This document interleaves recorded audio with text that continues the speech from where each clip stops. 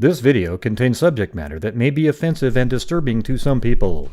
If you are the type to require a warning throughout a video or show, let this message serve as your warning. This channel discusses the harsh reality of true crime. If this warning is not sufficient for you, consider a different genre and unsubscribe from my channel immediately. This guy may be like the dumbest person on the face of the earth.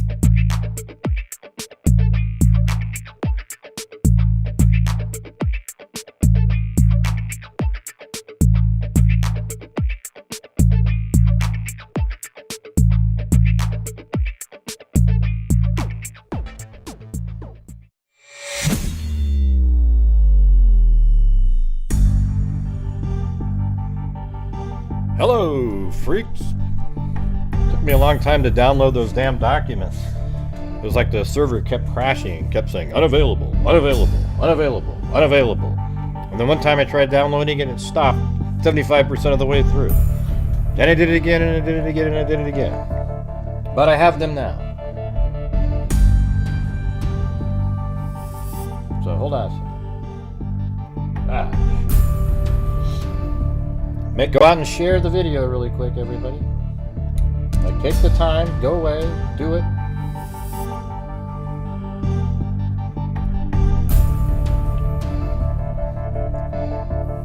I have to do it right now myself.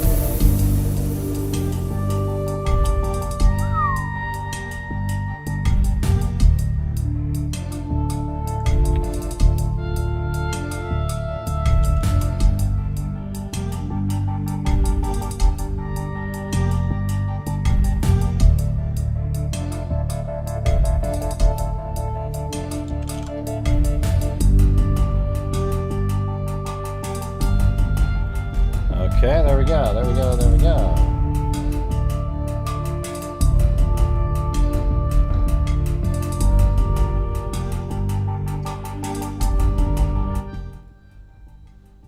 Alright, you guys, let's go through the document right now. I've got it right here in front of me. And here we go.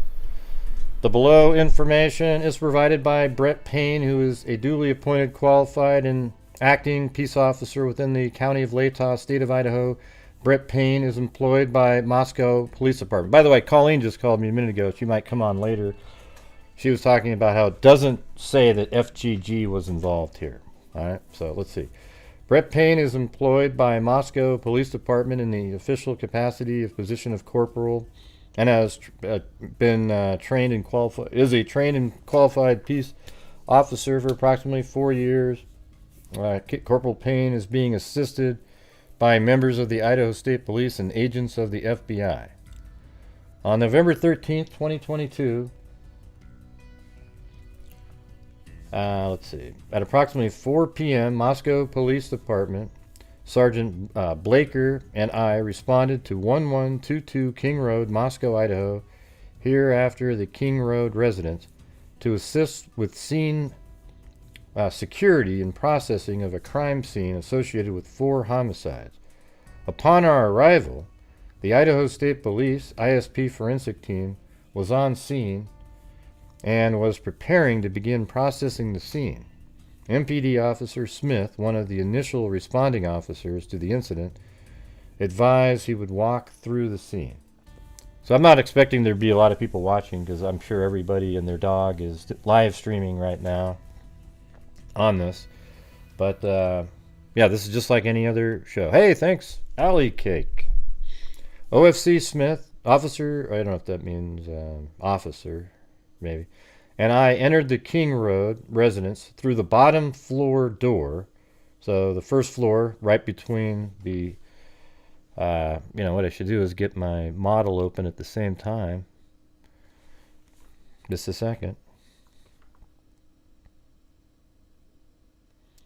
Yeah, can you guys, I don't want you typing in stuff that you've already heard and read, okay? That's not what we do here. We get to go through it the way it is. So as soon as you type something in that says what's on this, then you're going to have your comment removed. All right? All right, great.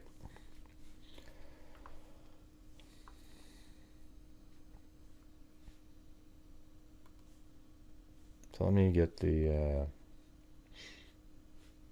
I'm just going to open up this image so we have it here.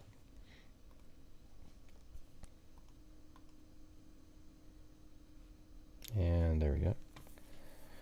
Hey, thanks, Tracy Seymour. Very cool, very cool. Yeah, go out and share the video. Tell people to come watch so we can get more people watching this.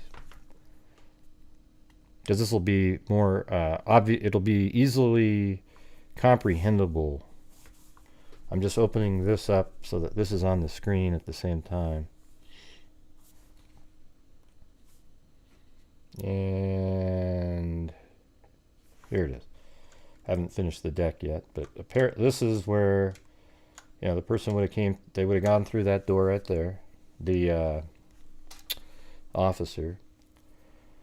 Let's see. So it says, Officer Smith directed me down the... Okay, Officer Smith and I entered the King Road residence through the bottom floor door on the north side of the building. Officer Smith and I then walked upstairs to the second floor, which is... They went just like this.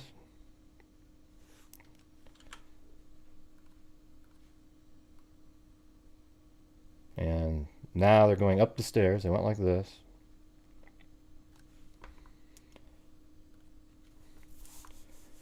Officer Smith and I then walked up the stairs to the second floor. Officer Smith directed me down the hallway to the west, the bedroom on the second floor. So now we don't know if he's on the floor or not, which I later learned through Xana's driver's license and other personal belongings found in the room was Xana, Kernodle, hereafter Kernodle's room. Just before this room, there was a bathroom door on the south wall of the hallway. As I approached the room, I could see a body later identified as Kernodle laying on the floor. So, wow, where's Ethan at this point? Kernodle was deceased with wounds which appeared to have been caused by an edged weapon.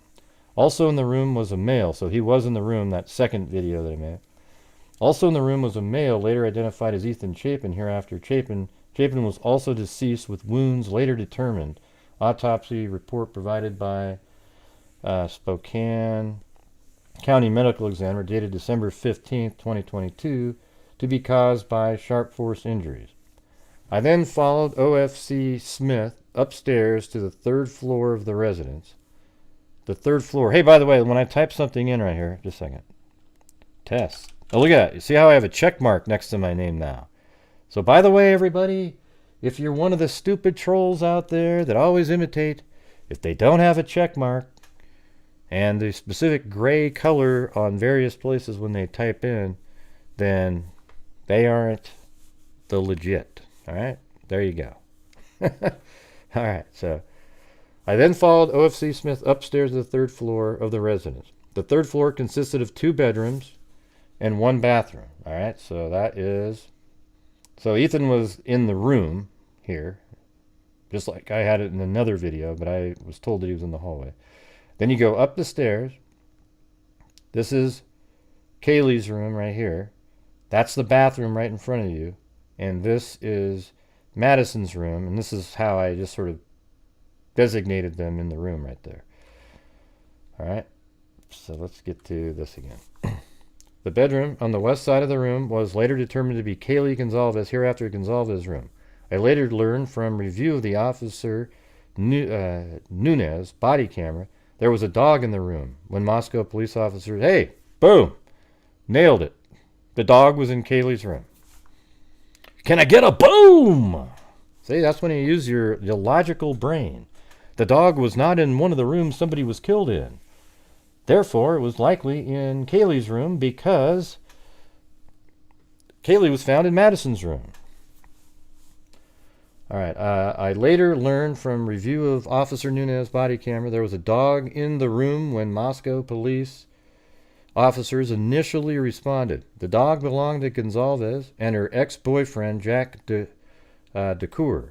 I found out from my interview with Jack on November 13th that he and Goncalves shared the dog. Officer Smith then pointed out a small bathroom on the east side of the third floor. This bathroom shared a wall with Madison Mogen, hereafter Mogen's bedroom, which was situated on the southeast corner of the third floor. As I entered this bedroom, I could see 2 females in the single bed in the room. Man, is that crazy? I mean, it's just, I don't know what it is, man. Do I have the, that right there, though, okay? All right. I'm turning you in, Gray. You must have been there. No, you just kind of used your brain a little bit. As I entered this bedroom, I could see two females in the single bed in the room. Both Goncalves and Mogen were deceased with visible stab wounds. I also later noticed what appeared to be a tan leather knife sheath. So that shit was real, that somebody put out on the internet. Laying on the bed next to Mogen's right side when viewed from the door.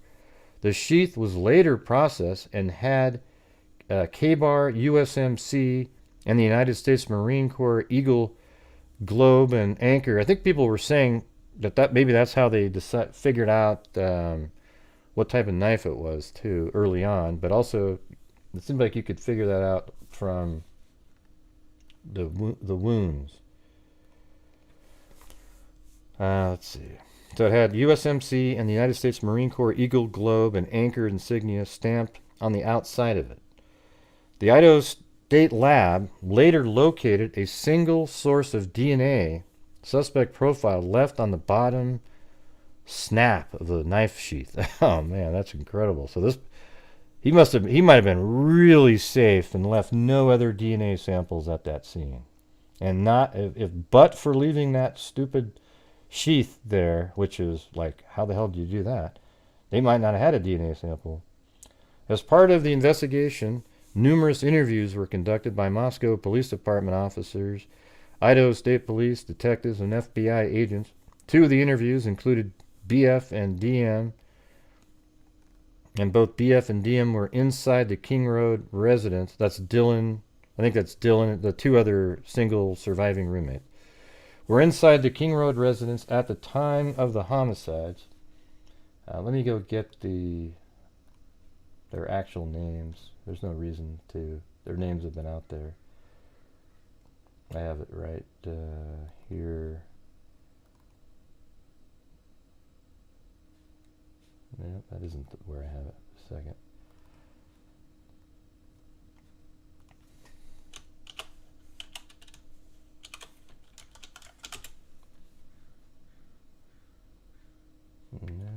No. Not sure why I don't have it in there, but anyways, the two surviving roommates, okay, were inside the King Road residence at the time of the homicides and were roommates to the victims. BF's bedroom was located on the east side of the first floor. Okay, so that's BF. So that's what I was thinking, that Dylan was the one that either lived below or is the one by the bathroom.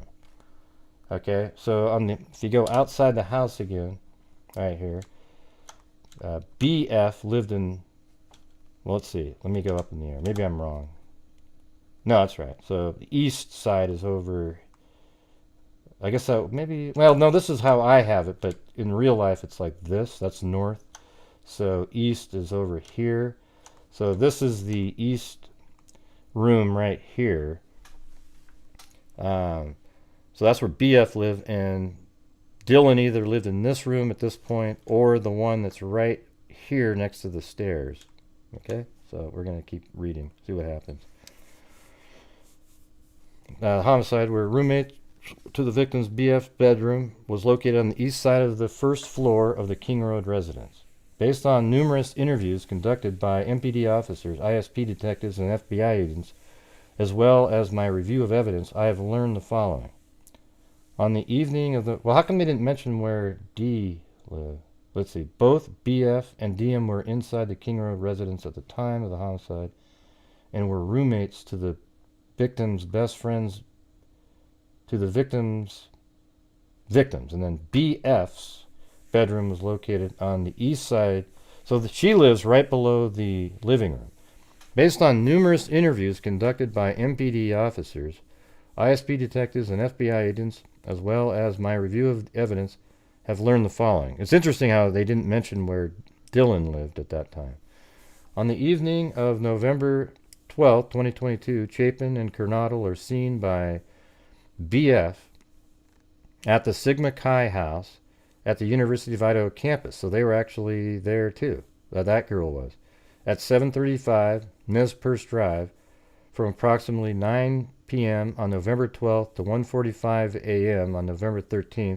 BF also estimated that at approximately 1:45, Chapin and Kernodle returned to King Road residence. BF, and say, guess what? That's what I said. Is one of the surviving roommates was able to tell them approximately what time they got home. BF also stated that Chapin did not live in the King Road residence, but was a guest of Kernodle. Goncalves and Mogen were at a local bar, the Corner Club, at 202 North Main Street in Moscow. Goncalves and Mogen can be seen on the video footage provided by the Corner Club between 10 p.m. on November 12th and 1:30 a.m. on November 13th. At approximately 1:30 a.m., Goncalves and Mogen can be seen on video at a local food vendor called the Grub Truck at 318 South Main Street in downtown Moscow. The Grub Truck live streamed video from their truck on the streaming platform Twitch, which is available for public viewing on their website. This video was captured by law enforcement. A private party, didn't give the name, reported that he provided a ride to Goncalves and Mogen at approximately 1:56 a.m. from downtown Moscow. That's when they got home. Dylan and BF both made statements during interviews that indicated the occupants of King Road residence were at home by 2 a.m. and asleep or at least in their rooms by approximately 4.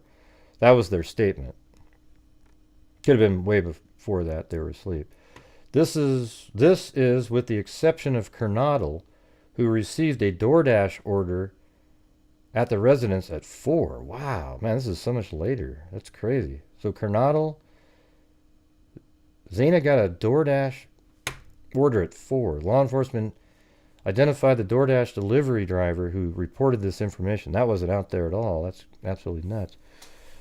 Dylan stated she originally went to sleep in her bedroom on the southeast side of the second floor. Wow, boom! So Dylan does live in that room by the stairs. Let's see. Yeah, does that make sense? Let's just make sure. So the south, right here, southeast, yep, right here, that bedroom is where she lives. So here's the thing. Let's go take a look at that really quick. So you go into the house. Now watch this. When you go up the stairs here, and after you go through here and then back out, right there is where Dylan lived. And that makes all the sense in the world. See, if you guys have been watching this channel, you'd be right on the money with most of this stuff so far. I mean, I don't know if it's genetic genealogy or stuff, but like the layout and everything, that's how we were able to figure stuff out, is by just logic and reason, by watching. So it's pretty crazy, right? It almost feels like we had the affidavit the whole time. All right, so anyways, a review of records obtained. So here's the thing, is I remember thinking, did Dylan live in that room, or one of the roommates live in that room? And then there was somebody put out a video that showed pictures of Dylan in that room with stuff hanging on the walls and everything. And that's when I was like, okay, that's really a possibility. But they always kept saying that they lived on the first floor, right? A review of records obtained from a forensic download of Kernodle's phone. Let me keep going here. I'm not sure if I skipped something.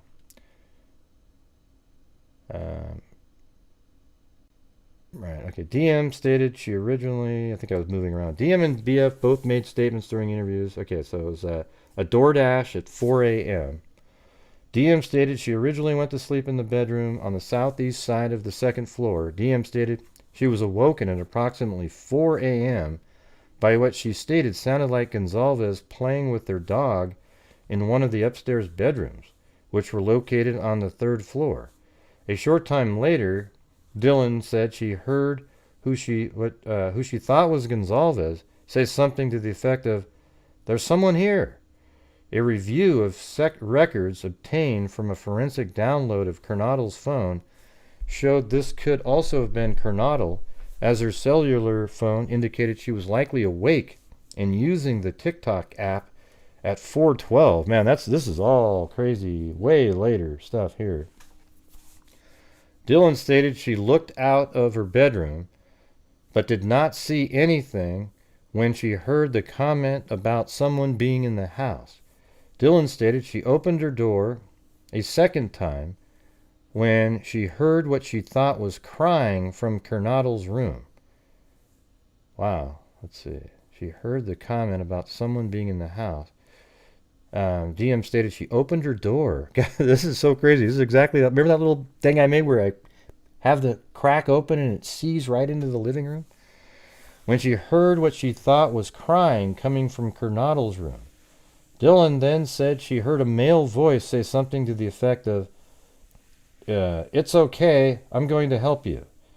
At approximately 4:17 a.m., a security camera located at 1112 King Road, a residence immediately to the southwest of 1122 King Road, picked up distorted audio of what sounded like voices or whimper, followed by a loud thud. A dog can also be heard barking. Yeah, all those people that said the dog wasn't barking, and I'd say, how do you know the dog didn't bark? I don't know, man. I don't know what it is. Maybe I am going to start my own ESP channel here. Yeah, so anyways, the dog can also be heard barking numerous times starting at 4:17 a.m. The murders are much later, though, about 30 minutes later than we thought. And that means the car couldn't have been rushing away at 3:45 because this is happening at this time. The security camera is less than, and so that's probably not his vehicle driving by that gas station, if that was at 3:45. Thank you, Ink29. The dog can also be heard barking numerous times starting at 4:17 a.m. The security camera is less than 50 feet from the west wall of Kernodle's bedroom. That's interesting. So that's a camera that nobody was even aware of or even discussed at all. Let me get Google Earth open here at the same time. 50 feet from Kernodle's bedroom. From the west wall. Yeah, so if you flip it around, west wall, that means it's at that other house. Let's take a look at that really quick. Do you guys mind me doing it this way? That way you just have the whole sort of, everything's pictured in your mind by the time it's finished. Alright, so hold on a second. I'm just going to bring Google Earth up here and go right to the scene. Right there. Zoom in. And the security camera. You know, somebody pointed that out, or thought that maybe there was a camera. I don't know if that was the pole. Somebody was emailing me. They were saying that maybe they saw a camera. Well, I don't know. They were saying it was up on this light pole right there, which I guess is possible, but they're saying east of her bedroom. So over here, it's likely that it was on this building right here. And for some reason, nobody has mentioned that, or either this one or this one. But let's just measure really quick. Let's get the feet thing out here. That's 28 feet. So definitely could be maybe over here. Let me try one more thing here. If I go like this. And then straight across. I mean, that's 50 feet right there. So it could be on that building right here. Or maybe on the side of this building facing that way. Something like that. Alright.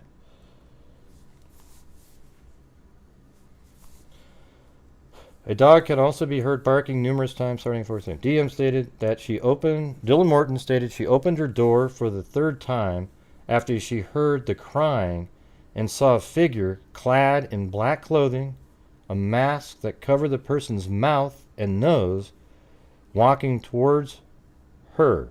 DM described the figure as 5'10" or taller male, not very muscular, but athletically built with bushy eyebrows. Can I get a boom, chakalaka? All right. The male walked and thanks for sending me that email a long time ago. Thank you very much.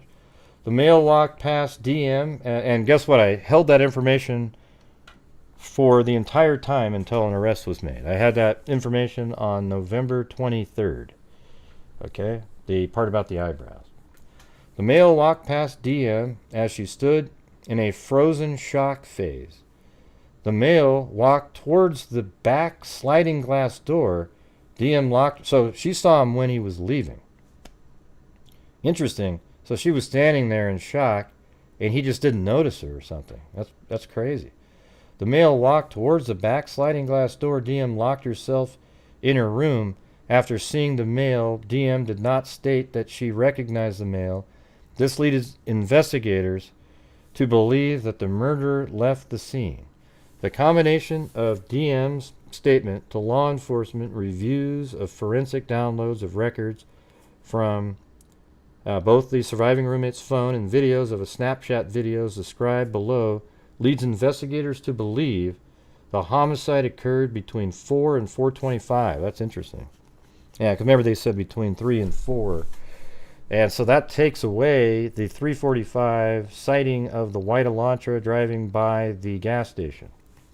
During the processing of the crime scene, investigators found a latent shoe print. Hey, there's that footprint somebody was talking about.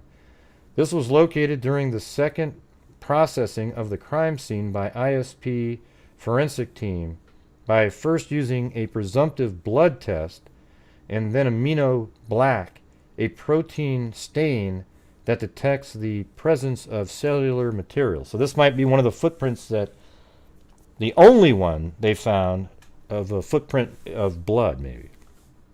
The detected shoe print showed a diamond-shaped pattern similar to the pattern of a Vans type shoe sole. Just below, just outside the door of Dylan Mortenson's bedroom, located on the second floor. So that was right here. I mean, it's crazy. That's why this model is so good to have. The footprint was right here. And guess what? She was frozen watching this person, and she was like this. That door was open just like that, and he didn't see her because it was just like she stayed frozen, and he walks by like the, you know, the way he went, he took a right there. But that order, I don't know if he came down the stairs, but the order of this sounds like it would have been Xana and Ethan last because she's down here. Just the way they're describing it, because it sounds like he's walking. I don't know. We'll have to see. But during the processing of the crime scene, investigators found a latent shoe print. Yep. Okay. The detective's shoe print showed a diamond-shaped pattern similar to the pattern of a Vans-type shoe sole just outside the door of Dylan's bedroom, located on the second floor. This is consistent with Dylan's statement regarding the suspect path of travel. As part of the investigation, an extensive search, commonly referred to in law enforcement as a video canvas, was conducted in the area of King Road residence. This video canvas was to obtain any footage from the early morning hours of November 13, 2022, in the area of King Road residence and surrounding neighborhoods in an effort to locate the suspect or suspect vehicle traveling to or leaving from the King Road residence. This video canvas resulted in the collection of numerous surveillance videos in the area from both residential and business addresses. I have reviewed numerous videos that were collected and have had conversations with the other MPD officers, ISP detectives, and FBI agents that are similarly reviewing footage that was obtained. And by the way, if you'd like to hit the subscribe button out there, and if you'd like to help out the channel, I think we do pretty good work here trying to figure out what's going on in crimes. And if you could help out with the super chats, channel memberships, PayPals, whatever it is, thank you very much. And I commit myself to donate at least 50% of the net revenue every month to charity. And last year, from the revenue of this channel, I donated $62,250 to charity and a DNA fund, Identifiers International, with Dr. Colleen Fitzpatrick. All right. So if you feel like I do good work and you want to support the channel, that would be great. All right. As part of the investigation, as part of the investigation, an extensive search of commonly referred to in law video canvas. Yeah, we did that. This video canvas resulted in the collection of numerous surveillance videos. And they found it. A review of camera footage indicated that a white sedan, hereafter suspect vehicle 1, was observed traveling westbound in the 700 block of Indian Hills Drive. All right, hold on.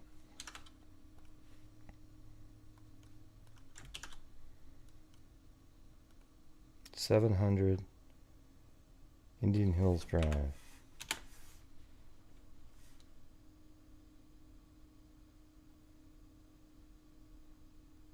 Wow, what was it? That's a crazy, look at that weird place.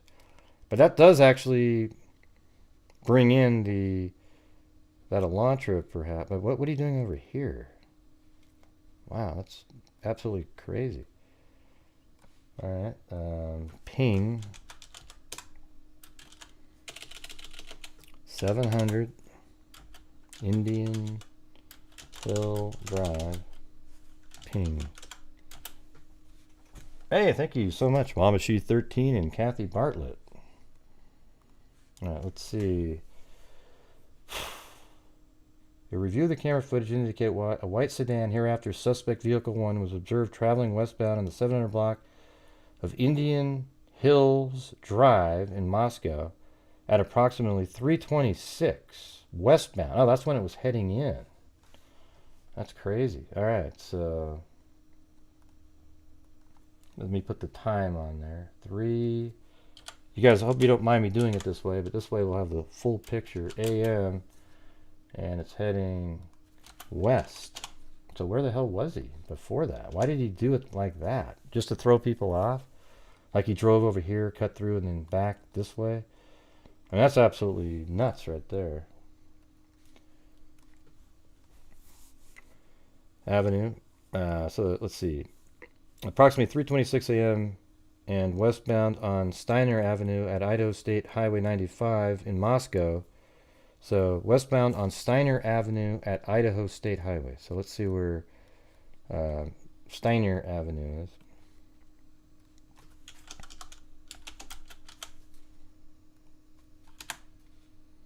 Okay, so it's right there. And is this 95? No, Steiner Avenue and 95 is right there. Okay, so right here, which is basically the A&W. So this is, now we know the time of that.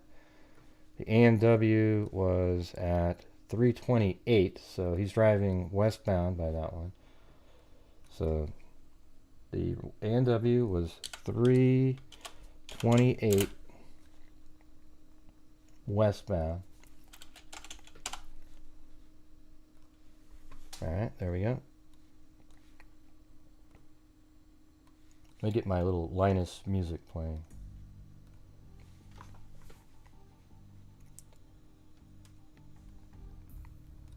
Hey, thanks, Shelly Ann. All right. On the video, it appears suspect vehicle 1 was not displaying a front license plate. A review of footage from multiple videos obtained from the King Road neighborhood showed multiple sightings of suspect 1 starting at 3:29 a.m. and ending at 4:20 a.m. These sightings show suspect vehicle 1 makes an initial 3 passes, oh boy, by the 1122 King Road residents, waiting for them to fall asleep, right? 3:29, oh, there's still people moving around.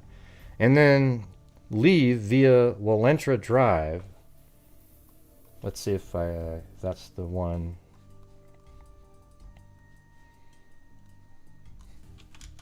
Walentra Drive. So he was like doing loops around. Let's see. So he would just kind of, how would he do that? So was he parked over here and then Walentra's up here?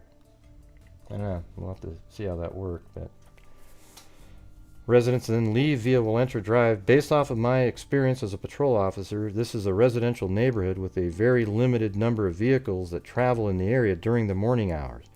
Upon review of the video, there are only a few cars that enter and exit this area during this time frame. So I guess you can see, if you're looking at Google Earth, he's driving like this, he can drive by and get a view of the house, and then you would drive up like this, because this is Walentra Drive right up here. Remember that place where there was 4 white cars over here? Yeah, and it's a residential area, so at 4 something in the morning there isn't going to be a lot of traffic. That makes sense. Very limited number of vehicles and travel in the area during the early morning hours. Upon review of the video, there are only a few cars that enter and exit this area during this time frame. Suspect vehicle 1 can be seen entering the area a 4th time at 4:04 a.m. It can be seen driving eastbound on King Road, stopping and turning around in front of 500 Queen Road. Oh, wow. So, let's see. Here is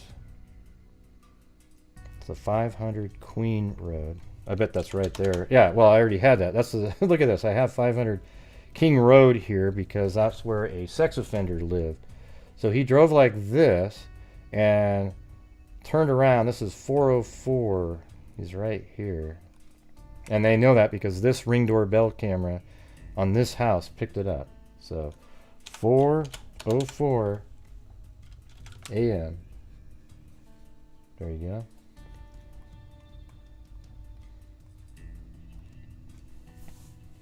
It can be seen driving eastbound on King Road.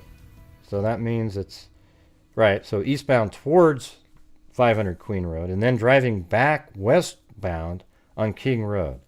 When suspect vehicle 1 is in front of the King Road resident, it appeared to unsuccessfully attempt to park or turn around in the road.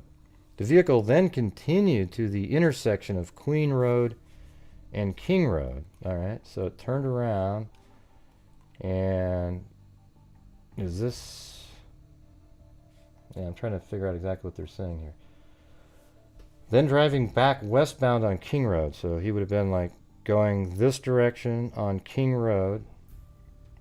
When suspect vehicle 1 is in front of the King Road residence, so right here, you know, right there basically. Maybe we can go right to street view here. Right here. Maybe that's why they were looking at those marks on the ground, but it was right here, heading this direction. That's westbound. When suspect vehicle 1 is in front of the King Road residence, it appeared to unsuccessfully attempt to park or turn around in the road. The vehicle then continued to the intersection of Queen Road. So, Queen Road, though, I thought was right here. So how would you continue? Let's see, where is Queen Road? That's King Road right here. So maybe this is... Okay, I get it. All right. This is Queen Road right here. This is King Road. Their address is King Road for some reason. It seems like it should be Queen, don't you think? But this is King Road, and Queen Road is right there. So stopping and turning around in front of 500 Queen Road, which is over here. Then driving back towards King Road, over here. When suspect vehicle 1 is in front of the King Road residence, so as he was heading this way, is right here. It appeared he unsuccessfully attempted to park. How did they get that camera? That must be the same one on Xana, next to Xana's room. Or turn around in the road. The vehicle then continues to the intersection of Queen and King, right over here, and where it can be seen completing a 3-point turn, then driving eastbound again down Queen Road. So then he heads back this way. And this time he probably pulled in head first and parked his car in there.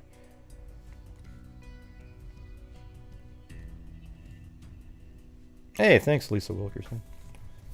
Suspect vehicle 1 is next seen departing the area of King Road residence at approximately 4:20 a.m.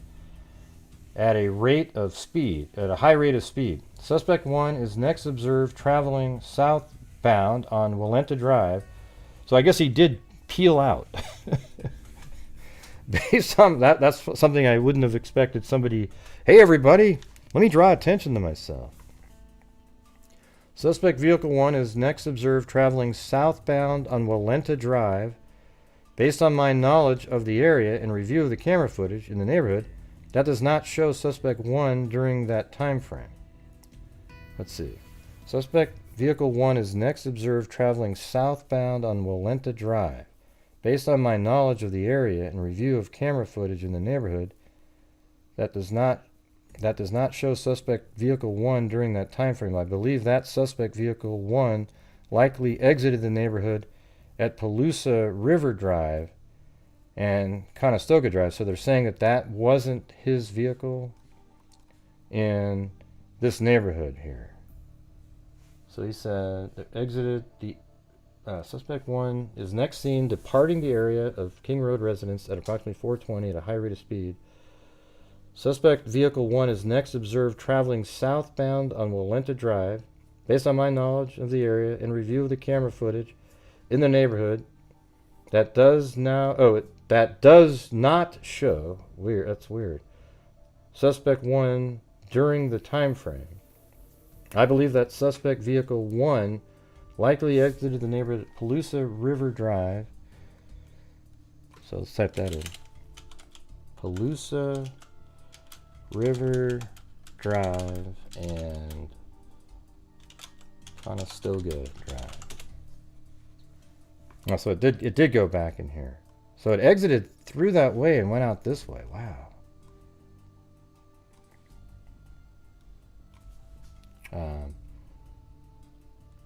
Okay. That must have been around like 4:25 or something. 4:25 a.m. I'm just going to put that in there as a guess. But that's where he left. Huh. Man, he was trying to avoid specific areas. That's crazy. Suspect vehicle 1 is next seen departing the area of King Road residence approximately. Okay, we did that part. So right there, Palusa River Drive is at the southern edge of Moscow and proceeds into Whitman County, Washington. Eventually, the road leads to Pullman, Washington. Pullman, Washington is approximately 10 miles from Moscow, Idaho. Both Pullman and Moscow are small college towns, and people commonly travel back and forth between them. Law enforcement officers provided video footage of suspect vehicle 1 to forensic examiners with the Federal Bureau of Investigation that regularly utilize surveillance footage to identify the year, make, and model of an unknown vehicle that is observed by one or more cameras during the commission of a criminal offense. The forensic examination has approximately 35 years law enforcement experience with 12 years at the FBI. His specific training includes identifying unique characteristics of vehicles, and he uses a database that gives visual clues to vehicles across states to identify differences between vehicles. You know, like the shape of the headlights, those kinds of things. Just the general shape of the car, all the different cues that a lot of us, even when we're looking at it, look for, right? Hold on.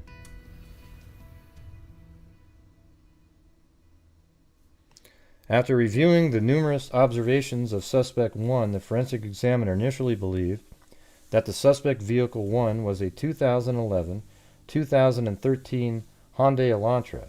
Upon further review, he indicated it could also be 2011 to 2016.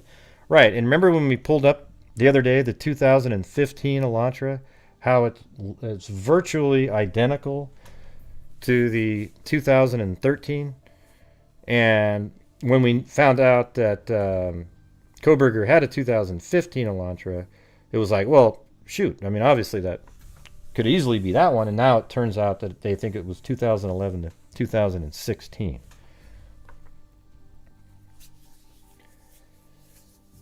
Yeah, so it says, as a result, investigators have been reviewing information on persons in possession of a vehicle that is a 2011 to 2016 white Honda Elantra. Investigators were given access to video footage on the Washington State University campus located in Pullman. Wow, so they kind of guessed that maybe he came from Pullman based on how he exited. A review of that video indicated that at approximately 2:44 a.m. on November 13, 2022, a white sedan, which was consistent with the description of the white Elantra known as Suspect 1, was observed on WSU surveillance cameras traveling north on Southeast Nevada Street. So let's see where that is. This is nuts. All right. This is the kind of stuff I just love. This stuff right here.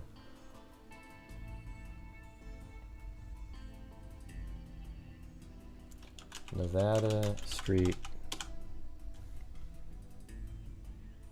Pullman.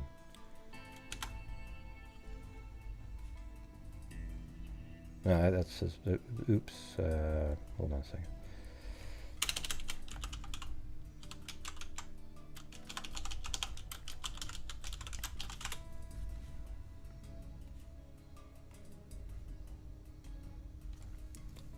All right, so it says traveling north on Southeast Nevada Street at Northeast Stadium Way. So that must be right here. So he's seen on camera driving right here at well,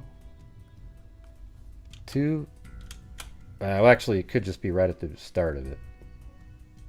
Yeah, Stadium Way is right here. Yeah, so right there actually is where it was spotted. At 2:44 a.m. right there. At Nevada Street and Northeast Stadium Way right there. Okay, got it in there. On November 13, 2022, a white sedan which was consistent with the description of the white Elantra known as Suspect 1 was observed on WS surveillance cameras traveling north on Southeast Nevada Street and Stadium Way at approximately 2:53 a.m. A white sedan which is consistent with the description of the white Elantra known as Suspect 1 was observed traveling southeast on Nevada Street in Pullman. So let's get that in there. Nevada Street, Pullman. Oh, so it must have, did it turn right there? Huh. Northeast Stadium Way.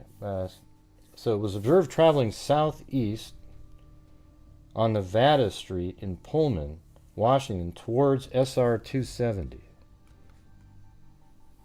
Okay, so if it went southeast on... This is Nevada Street. Why would it go down southeast? How would it get to 270 by going down that street? I don't get that. Was observed traveling southeast on Nevada Street in Pullman towards SR 270. SR 270 connects Pullman, Washington to Moscow, Idaho. I don't know how that would have how that worked. I don't know if he went southeast on this. This is apparently that's the street here, but maybe they're just. I guess Nevada Street might be here also. No, that's Washington Street, Stadium Way. This is Nevada Street. So if you're on Nevada Street, how do you get to 270? It's kind of blocked off. I mean, I guess you could. I don't know. Maybe he wound through the neighborhood like this and got on over here. You know? I mean, it'd be interesting if he went through those kind of lengths and went like this, right? Drove down at like this and then came out right over here. So, don't really know for sure, but that's Olympia Street right there. This is Nevada. Let's say 2:53 a.m. That's a lot of time. Like, what was he doing for those 9 minutes? Maybe what they're talking about, he was further up here for a little bit of that time, and then down. Then he finally made it here. So maybe I'll work on later that 2:44 time. I don't need you to send me emails or help on it. I'll get it figured out myself. At approximately 2:53 a.m., a white sedan which is consistent with the description of the white Elantra known as Suspect 1 was observed traveling southeast on Nevada Street in Pullman, Washington, towards SR 270, and SR 270 connects Pullman, Washington to Moscow, Idaho.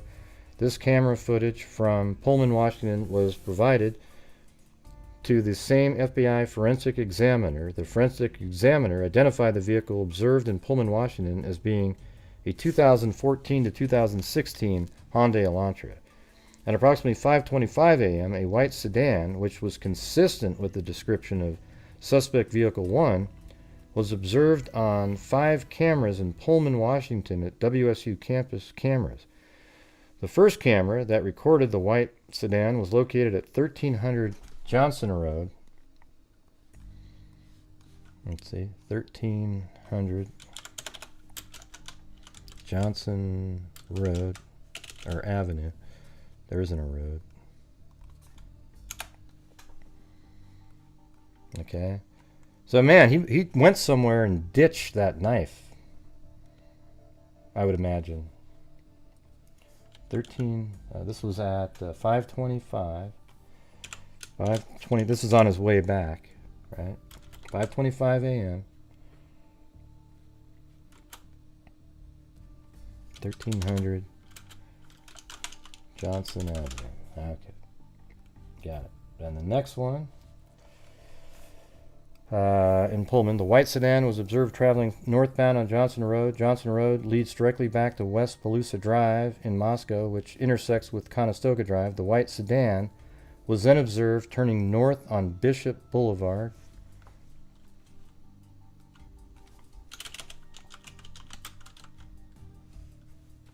There we go.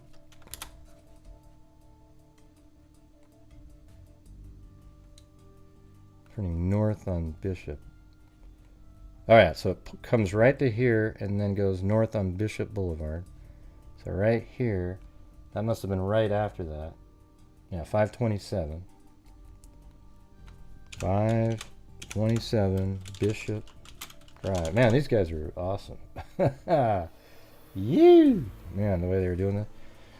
The white Elantra was observed on camera traveling northbound on Stadium Way at Nevada Street, Stadium Way on Grimes Way, Stadium Drive, and Wilson Road, and Stadium Way at Cougar Way.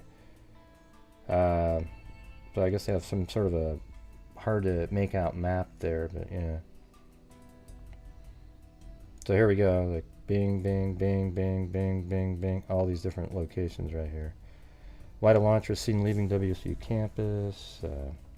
On November 25th, 2022, MPD asked area law enforcement agencies to be on the lookout for a white Elantra in the area. On November 29th, 2022, at approximately 12:28 a.m., Washington State University police officer Daniel Tiango queried white Elantras registered at WSU. That guy's now a detective, I'm sure. As a result of that query, he located a 2015 white Elantra with a Pennsylvania license plate LFZ 8649. This vehicle was registered to Bryan Kohberger, Kohberger, residing at 1630 Northeast Valley Road, apartment 201, Pullman, Washington. It is approximately 3/4 of a mile from the intersection of Stadium Way and Cougar Way. That same day, at approximately 12:58 a.m., WSU officer Curtis Whiteman was looking for white Honda Elantra and located a 2015. You know what's crazy is, see, this is, what day was that? On November 25th? Yeah, so on November 25th, they were asking the public for an Elantra, but we didn't hear about it till December 7th, right? So that's pretty crazy. Can you guys hold on 1 second? I'll be back in just a second, so hold on.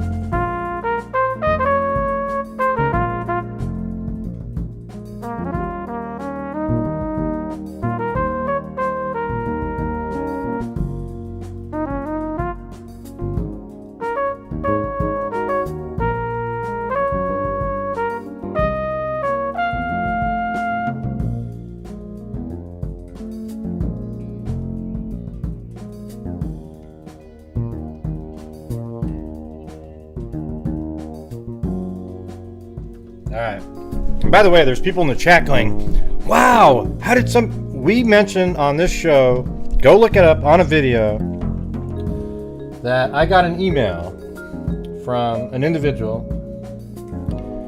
who, way back in November, that said one of the roommates saw a guy with bushy eyebrows. I had the information. I used it for some theorizing and stuff. And it's weird when you see people showing up saying, oh, I didn't know that. Ooh, ooh, ooh. It's like, well, what videos are you watching? You know, sometimes watch somebody else other than the sensationalistic garbage that you see out there, okay? All right, yeah, every once in a while there's something else that's more interesting. Yeah. And also, people like, Cindy and everybody that keeps talking about the roommates, why did they do this? Just forget it. They didn't do what you would have done. Quit asking questions about them. It doesn't matter at all. They're not the killer. They had nothing to do with anything. Dylan saw him, just like I said. Okay, so isn't that amazing? That early on I said, hey, the room below the stairs likely could have easily had one of the roommates in. Then it seemed to be confirmed later on other videos. And guess what? That's where she was. She was there. One of the roommates was on the first floor. The other one was on the second floor in the room by the stairs. And she actually had the door cracked open, just like I showed you guys as an example the other day. And you don't need to wait for anything, Ray, because I don't want anybody talking about why didn't the roommates do anything. It's ludicrous at this point. It's unbelievable almost embarrassing. Well, there's just one time I did a survey. The only time you ever heard about it, about the bushy eyebrows, is when I did a survey and asked, do you think he has bushy eyebrows? And 60% of you said yes. All right? I'm getting really sick of people asking about, why didn't the roommates do this and that? It is meaningless. They didn't do it because they just didn't do it. I mean, it's more of a virtue signaling sort of statement when people say that stuff. Okay? When people say those things, they're virtue signaling because I would have done it. Right. Well, they're not the killer. Focus on Bryan Kohberger, okay? Thank you. And I know that's why people don't like me. God, Gray, I just want to be able to. I'm just telling you the truth, man. I'm telling you the truth. As a result of the query located, let's go back up here. On November 25th, 2022, MBD asked area law enforcement agencies to be on the lookout for a white Honda Elantra.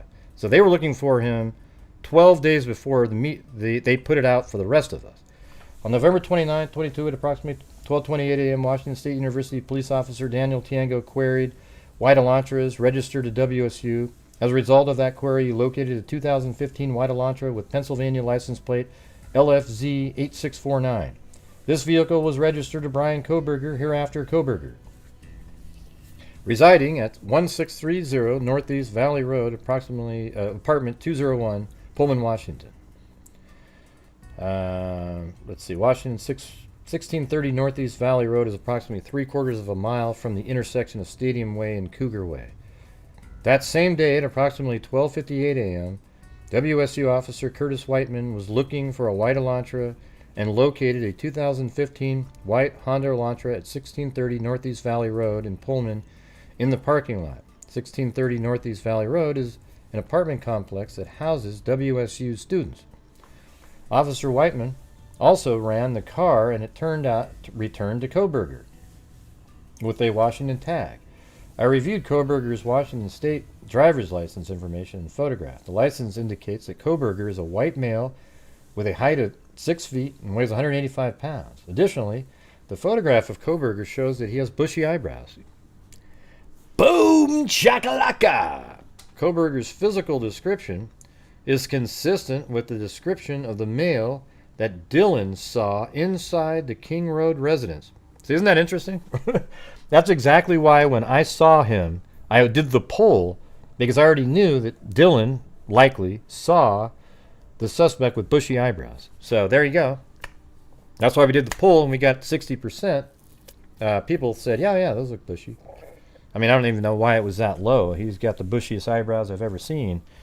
You might as well put plants on his face because that's what it... Well, let's see. What do you got? Yeah, well, I made a video the other day or yesterday, did a live stream on, maybe the similarities between Bundy. Some people were thinking maybe, Danny Rawlings too, so we'll see. His professor was a serial killer expert when he went to school in, what is that, DeSalles University. Further investigation, including a review of Latah County Sheriff Deputy Corporal Duke's body camera and report, showed that on August 21st, 2022, Bryan Kohberger was detained as part of a traffic stop. Oh, that's weird, because isn't that the same night as one of those body camera? When were those body camera footage videos? That sounds similar, right? Bryan Kohberger was detained as part of a traffic stop that occurred in Moscow, Idaho by Corporal Duke. Man, so that's available out there. At the time, Kohberger, who was the sole occupant, was driving a white 2015 Honda Elantra with Pennsylvania plate LFZ 8649. Boy, that's going to be highly sought after, that body camera right there, which was set to expire on November 30th, 2022. During the stop, which was recorded via law enforcement body camera, Kohberger provided his phone number. Hereafter is 8458. So that's the last 4 digits of his phone number. Hey, thanks, brown-eyed girl. Da-da-da-da.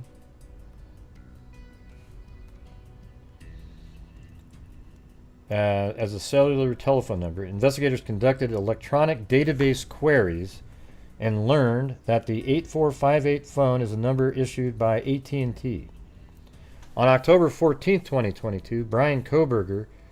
Yeah, so they were already on to Kohberger. So I don't know where the forensic genetic genealogy news articles were coming out of. There was everybody was reporting it. So they've already got this guy.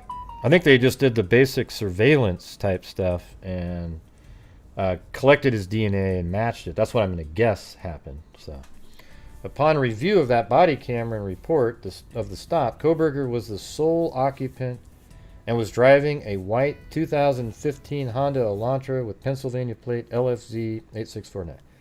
Or I just went up to where I just read to roll back into where we're at. On November 18, 2022, according to Washington State Licensing, Kohberger registered the 2015 white Elantra with Washington and later received Washington plate CFB 8708. Prior to this time, the 2015 white Elantra was registered in Pennsylvania, which does not require a front license plate to be displayed. This was learned through communications with Pennsylvania officer who is currently certified in the state of Pennsylvania. Based on my own experience and communication with Washington law enforcement, I know that Idaho and Washington require front and back license plates to be displayed. Hey, thanks, Colleen Daily Page. Yeah, so you heard it here first on this channel about the bushy eyebrows and that one of the roommates saw the person. But I kept it to myself I had it since November 23rd, before any of this stuff right here. Even the vehicle being found on campus, this was before that. So it makes it seem like a lot of the stuff that you might want to go back and listen to that video. It did say that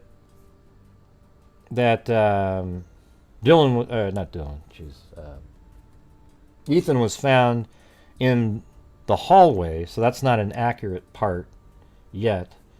I mean, I don't know if they think that the battle went on in there. I'm not really sure how that worked.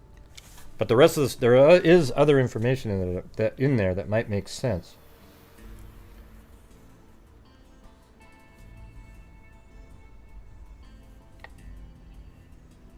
Investigators believe that Kohberger is still driving the 2015 white Elantra because his vehicle was captured on December 13th by a license plate reader in Loma, Colorado. Wow, oh man, is that where he dumped his weapons? I mean, what's he doing in Loma, Colorado?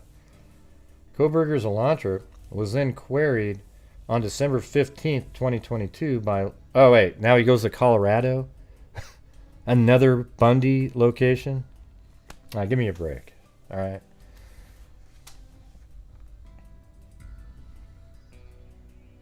Kohberger's Elantra was then queried on December 15th, 2022 by law enforcement. I wonder if he was scoping out a new place to attack in Colorado. Indiana, let's see, so hold on. Kohberger's Elantra was then queried on December 15th, 2022 by law enforcement in Hancock County, Indiana. On December 16th, 2022 at approximately 2:26 p.m., surveillance video showed Kohberger's Elantra in Albrightsville, Pennsylvania. Well, they left out all the surveillance as he was driving. The sole occupant of the vehicle was a white male whose description was consistent with Kohberger. Kohberger has family in Albrightsville, Pennsylvania, learned through TLO search and locate tool database query. Based on information provided on WSU website, Kohberger is currently a PhD student in criminology at Washington State University. Pursuant to records provided by a member of the interview panel for Pullman Police Department, we learned that Kohberger's past education included undergraduate degrees in psychology and cloud-based forensics. These records also showed Kohberger wrote an essay when he applied for an internship with the Pullman Police Department in the fall of 2022. Wow. So he applied for their internship at the police department. Kohberger wrote in his essay he had interest in assisting rural law enforcement agencies with how to better collect and analyze technological data in public safety operations. Kohberger also posted a Reddit survey, which can be found by an open source internet search.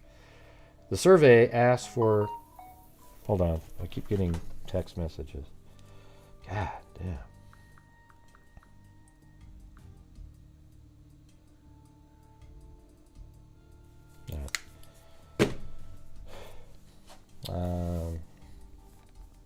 Kohberger wrote in an essay he had interest in assisting rural law enforcement agencies on how to better collect The survey asked for participants to provide information to understand how emotions and psychological traits influence decision-making when committing a crime.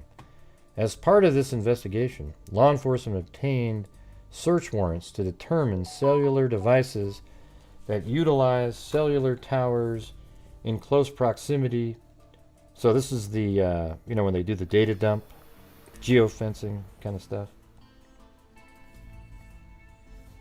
Here, I got to turn down this ringer. Idiots texting about the next golf round. Just kidding.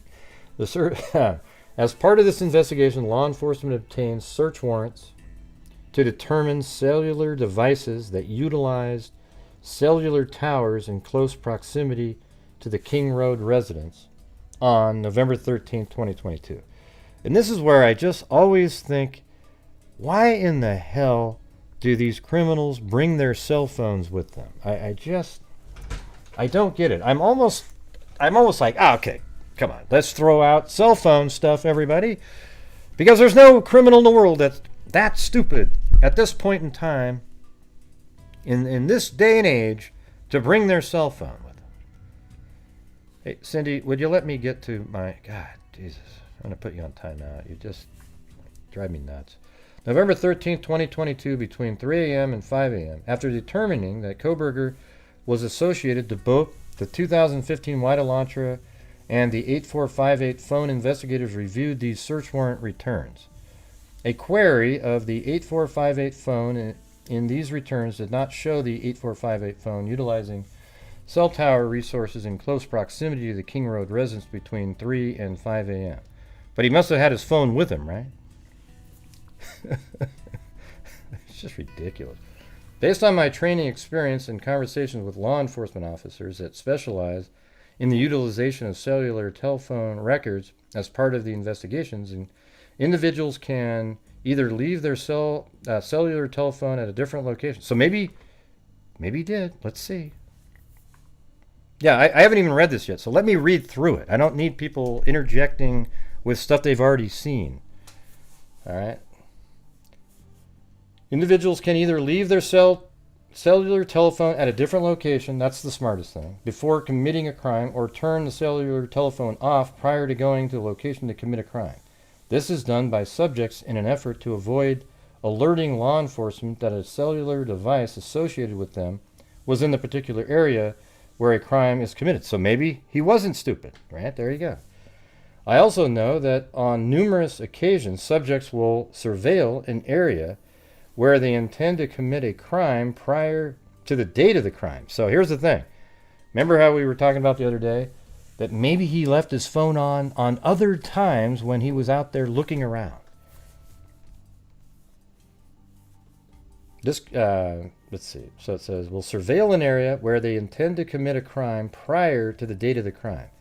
Depending on the circumstances, this could be done a few days before or several months prior to the commission of a crime. During these types of surveillance, it is possible that an individual would not leave their cellular telephone at a separate location or turn it off since they do not plan to commit the crime. Yeah, exactly. See, that's the thing. I think I said this exact same thing on the show the other day, that on those other days, they don't feel like, they don't think about it because they're not committing a crime that day, so it doesn't really enter their mind. All right? So I think I did say that. On December 23rd, 2022, I applied for and was granted a search warrant for historical phone records between November 12th, 2022 and 12 a.m. and November 14th at 12 a.m. for the 8458 phone held by the phone provider. So November 12th, so that would be the day before, at approximately 24 hours preceding and following the times of the homicide. I would have requested a little bit before even, because you don't know what day. You could have gone on there the 11th or 10th or whatever, but maybe it worked. On December 23rd, 2022, pursuant to that search warrant, I received records for the 8458 phone from AT&T. These records indicated that the 8458 phone is subscribed to Brian Kohberger at an address in Albrightsville, Pennsylvania, and the account has been open since June 23rd, 2022. Hey, thanks, Xana. Or Sheena.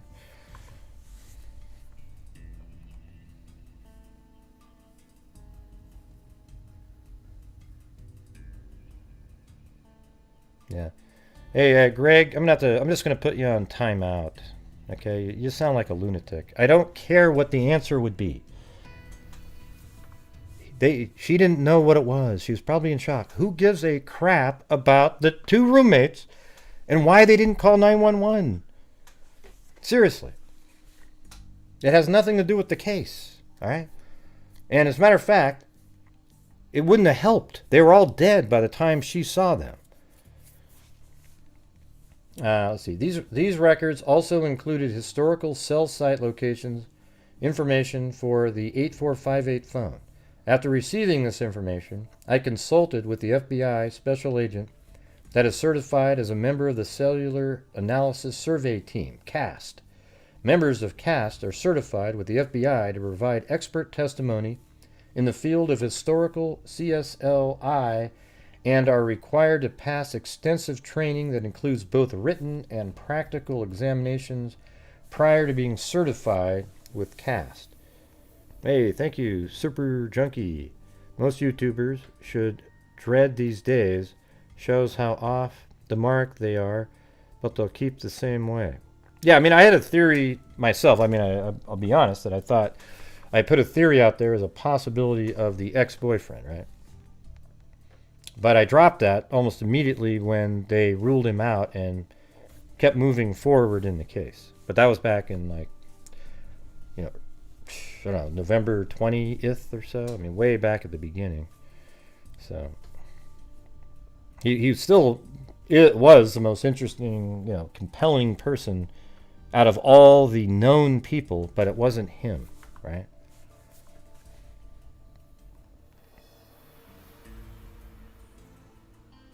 Yeah.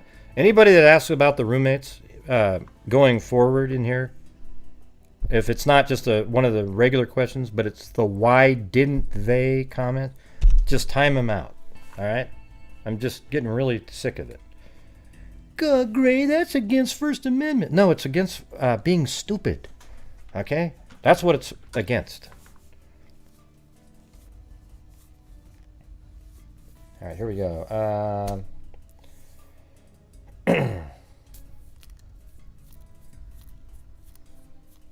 Additionally, the FBI cast SA that I consulted with has over 15 years of federal law enforcement experience, which includes 6 years with the FBI.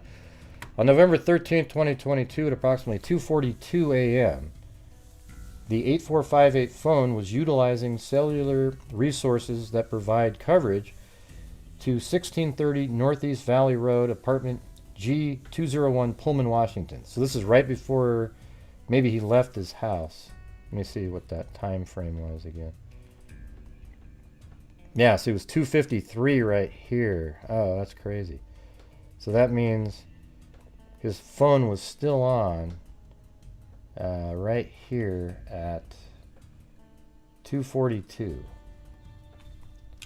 2:42, cell phone on.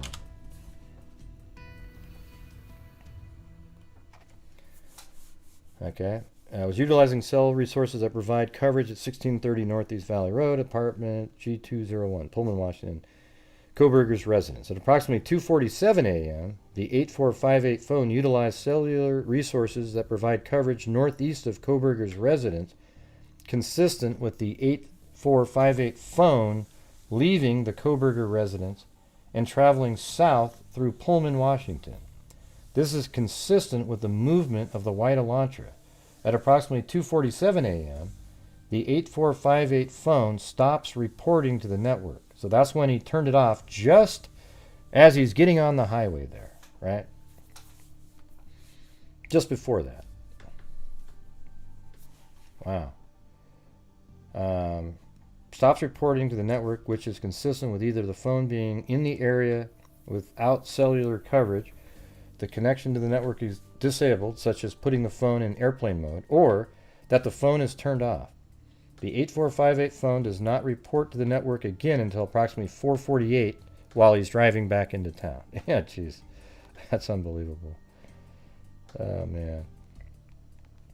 At which time it utilizes cellular resources that provide coverage to Idaho State Highway 95 south of Moscow, ID near Blaine, Idaho. Between 4:50 a.m. and 5:26 a.m., the phone utilizes cellular resources that are consistent with the 8458 phone traveling south on Idaho State 95. Why would he even turn it on any... God, it's just, that's so stupid. Like, you actually turn it on while you're still moving around and about with a huge gap in there. So anyways, it was Idaho State Highway 95 south. Let me read that again. The 8458 phone does not report to the network again until approximately 4:48 a.m., at which time it utilized cellular resources that provide coverage to Idaho State Highway 95 south of Moscow. So that must be right. So there you go. That's going to be over here somewhere, and that's where he came out, right?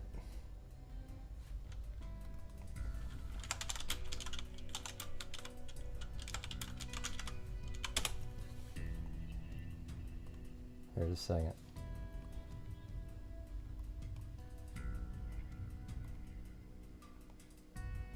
All right, let's see. 1011. Just a second. 1011 Paradise Ridge Road. Okay, that is way over. Oh yeah, that was the wrong place. This is where he pulled out over here. So here's a tower right here, and look where that's located, right there. So that's definitely a tower. So we'll put a, maybe make that C for cell tower.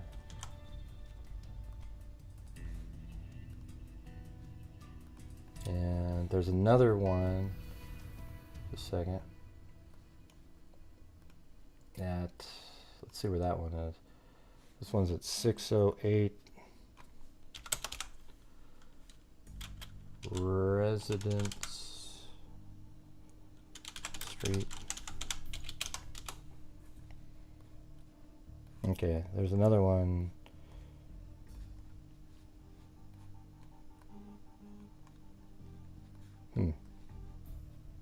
Come on. Where is it? 08.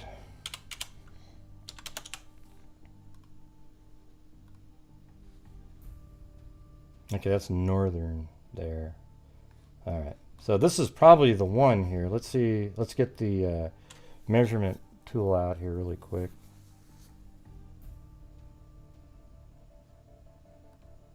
Circle, and usually have 3 to 5 mile. So right here, let's get the miles here. So that's right there is, that's 3.2 miles right there.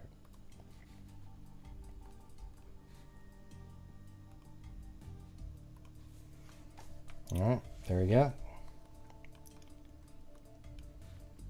So that's probably the cell tower, I would imagine.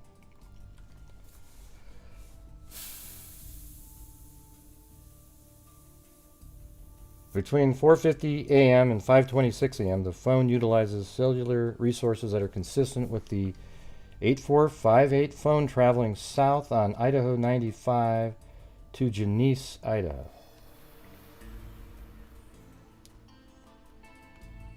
Okay. So let's see where. So that cell tower's got to be the one. Look where this is right here. Or Genesee, Idaho. Oh, look at that. Oh, he went right past that place. So he's heading right through like this, amazingly. So did he dump the weapon somewhere down here? I mean, that's crazy right there. But see, there's the cell tower that I just found right here on the top of this hill. Right there. And he drove just like this. So he is in this area. 4:50 to 5:26 on that whole tower there. 4:50 a.m. I don't really understand that though. That's 5:26 a.m. down that direction. So how was he back in 4:50 to the phone utilizes cellular resources that are consistent with the 8458 phone traveling to Idaho State Highway 95 to Genesee, Idaho, then traveling west towards Uniontown, Idaho. Okay, so where's that? I think it's Uniontown, Washington, actually, not Idaho. Yep, there you go. So it went like this. And that was at approximately 5:30. The phone is utilizing resources that provide coverage to Pullman. Okay, so it's down here, I guess. Again, you know. This is the way he traveled out of there. Wow. This really long, convoluted route like this to get back to town. That's unbelievable. And then at 5:30, he's kind of like over in this area-ish. Isn't that wild? Yeah. So he's trying to use various techniques or whatever to avoid, but why did he turn his phone on at all? He probably needed it to get GPS coordinates to get the hell out of there. Based on a review of the 8458 phone estimated locations and travel, let's see, where were we? Further review indicates that the 8458 phone utilized cellular resources on November 13, 2022 that are consistent with the 8458 phone leaving. Did I get to this part? Yeah, there's a Genesee. Let me get back up to here again. Between 4:50 a.m. and 5:26 a.m. That was the other one. The phone utilizes cellular resources that are consistent with the 845 phone traveling south on Idaho State 95 to Genesee, Idaho, then traveling west towards Uniontown, and then north back into Pullman, Washington. At approximately 5:30 a.m., the 8458 phone is utilizing resources that provide coverage to Pullman, Washington, and consistent with the phone traveling back to Kohberger's residence. The 8458 phone movements are consistent with the movements of the white Elantra that is observed traveling north on Stadium Drive at approximately 5:27 a.m. Based on review of the 8458 phone estimated locations and travel, The 8458 phone, Kohberger's phone, is consistent with that of the white Elantra. Yeah, it totally matches up. Not perfect, but, it's cell data. You can't be 100% certain unless you have, like, triangulation ability. Further review indicated that the 8458 phone utilized cellular resources on November 13th that are consistent with Kohberger's phone leaving the area of the Kohberger's residence at 9 a.m. that same morning and traveling to Moscow, Idaho. Specifically, the 8458 phone utilized cellular resources that would provide coverage to the King Road residence between 9:12 and 9:21 a.m. So that's before anybody even... God, he's not the one that opened that door, is he? That'd be insane. The 8458 phone next utilized cellular resources that are consistent with the 8458 phone traveling back to the area of Kohberger's residence and arriving to the area at approximately 9:32. So he went there to check on it, but guess what? It's not the vehicle at this point that was seen behind the reporter up on the hill, although that area up there is where he exited out of, for sure, and probably entered in that way, too. Below is a depiction, not to scale, of the possible route taken based on cellular site locations. Well, there you go. Isn't that what we were just looking at?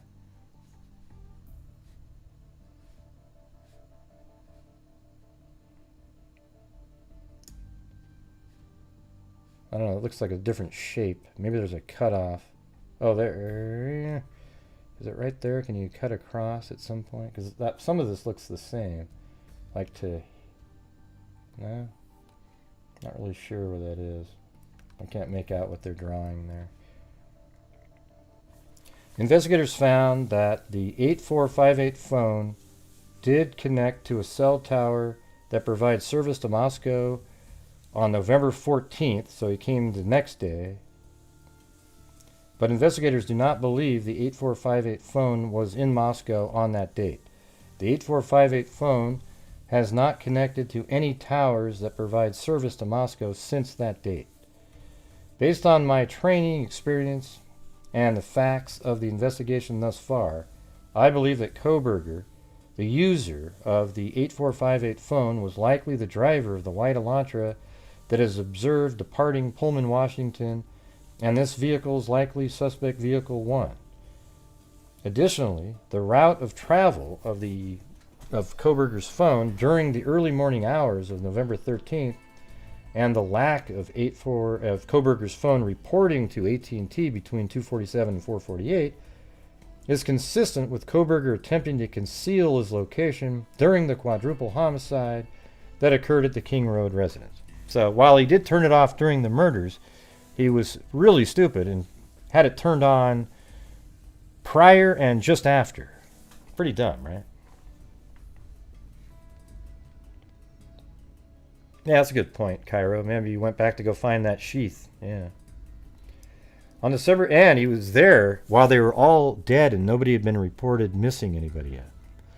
On December 23rd, 2022, I was granted a search warrant for Kohberger's historical CSLI from June 23rd, 2022 to current prospective location information. So this means they went back and found where his cell phone was for a long time. Let's see. And a pen-registered trap and trace on the 8458 phone to aid in efforts to determine if Kohberger stalked any of the victims in this case prior to the offense, conducted surveillance on the King Road residence, was in contact with any of the victims' associates before or after the alleged offense, any locations that may contain evidence of the murders that occurred on November 13, 2022, the location of the white Elantra registered to Kohberger, as well as the location of Kohberger. On December 23rd, 2022, pursuant to that search warrant, I received historical records for the 8458 phone from AT&T from the time the account was opened in June 2022. After consulting with CAST SA, I was able to determine estimated location for the 8458 phone from June 22nd, or June 2022 to present. Well, he was in Pennsylvania in June, wasn't he? The records for the 8458 phone, Kohberger's phone, show that his phone was utilizing cellular resources that provide coverage to the area of 1122 King Road on at least 12 occasions. Wow. I bet you anything, like we said, that he was parked, as you watch the show, I think that on multiple occasions he sat up in right where this car is parked, basically, and watched that house. Driving by, he wouldn't be able to figure out what's going on all the time. I think he parked right there and he saw exactly what was going on. All right. The records for the 8458 phone show that his phone, utilizing cellular resources that provide coverage to the area of 1122 King Road on at least 12 occasions prior to November 13th. All of these occasions, except for one, occurred in the late evening and early morning hours of their respective days. One of these occasions, on August 21st, 2022, the 8458 phone utilized cellular resources providing coverage to King Road residents from approximately 10:34 to 11:35 p.m. At approximately 11:37 p.m., Koberger was stopped. That's insane. He was stopped on one of the days that he was there. Stopped by Latah County Sheriff Deputy Corporal Duke, as mentioned above. The 8548 phone was utilizing cellular resources consistent with the location of the traffic stop during this time. Farm Road and Pullman Highway. Let's see. So he was pulled over at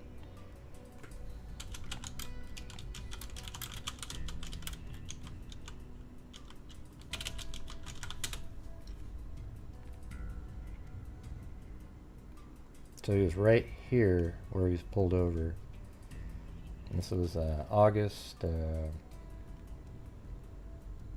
21st at 11:37.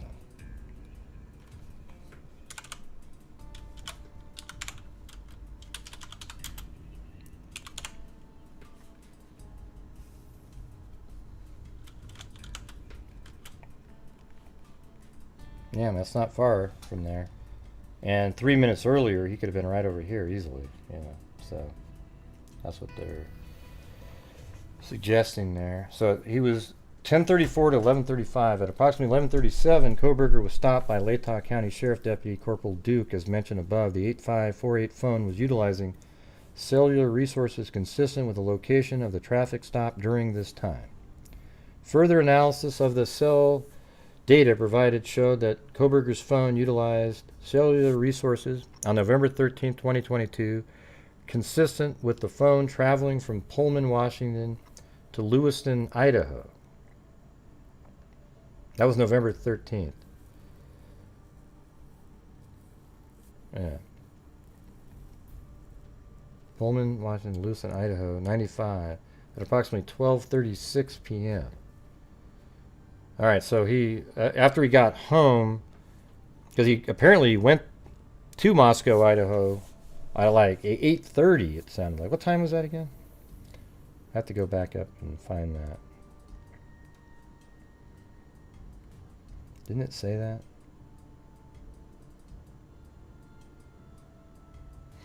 I'll have to go back through this again. At approximately 12:36 p.m., the 8458 phone utilized cellular resources that would provide coverage to Kate's Cup of Joe coffee stand. Let's see. Further analysis of the cellular data provided showed that Kohberger's phone utilized cellular resources on November 13th, 2022, consistent with the phone traveling from Pullman, Washington to Lewiston, Idaho, via US 195. At approximately 12:36 p.m., the phone utilized cellular resources that would provide coverage to Kate's Cup of Joe coffee.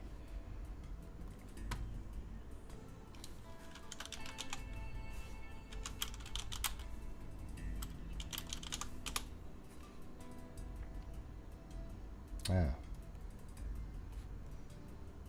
Oh, that's Lewiston, Idaho. Wow. It's just unreal. And this is at, what was that? 1236. 1236 Cup of Joe. And this is on the 13th, right?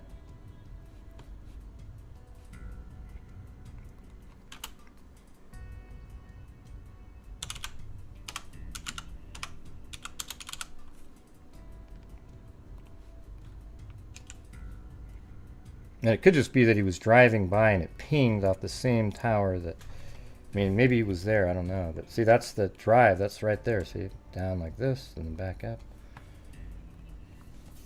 This is on the 13th, the same day of the murders.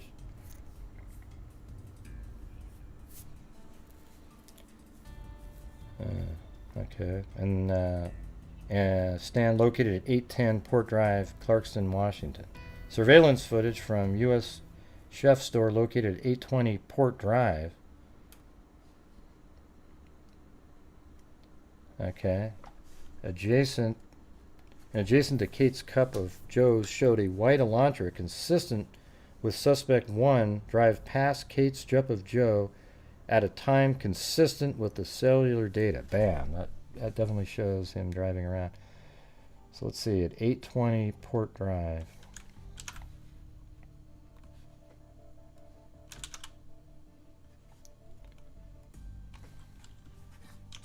Are you guys okay with the way I'm doing this? I'm just trying to get everything in here. And maybe we can go over it again later. Like, just straight up. You know, we'll have everything already pinned out. Yeah, so a camera picked them up right here. And that was at...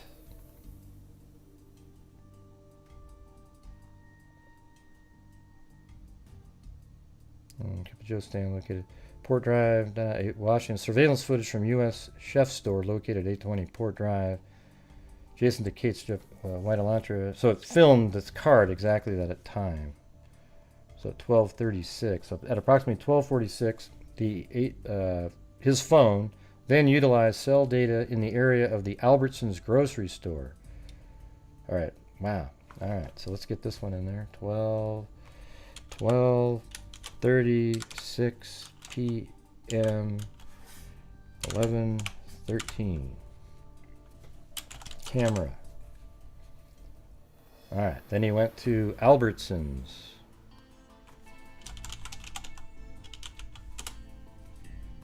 So right here. Approximately 12:46. The phone then utilized cell data in the area of the Albertsons grocery store at 400 Bridge Street in Clarkston, Washington.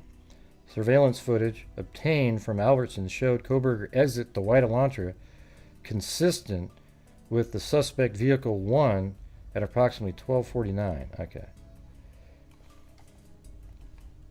So 12:46. 12:49 p.m. Albertsons. Hey, thank you. Thank you, LMM. And QB. All right.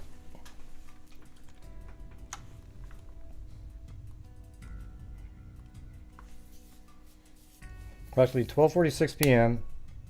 Kohberger's phone then utilized cell data in the area of Albertsons grocery store. Then their surveillance footage obtained from Albertsons showed Kohberger exit the white Elantra, consistent with the vehicle at approximately 12:49. Interior surveillance cameras. This is all, we're all going to get to see all this stuff.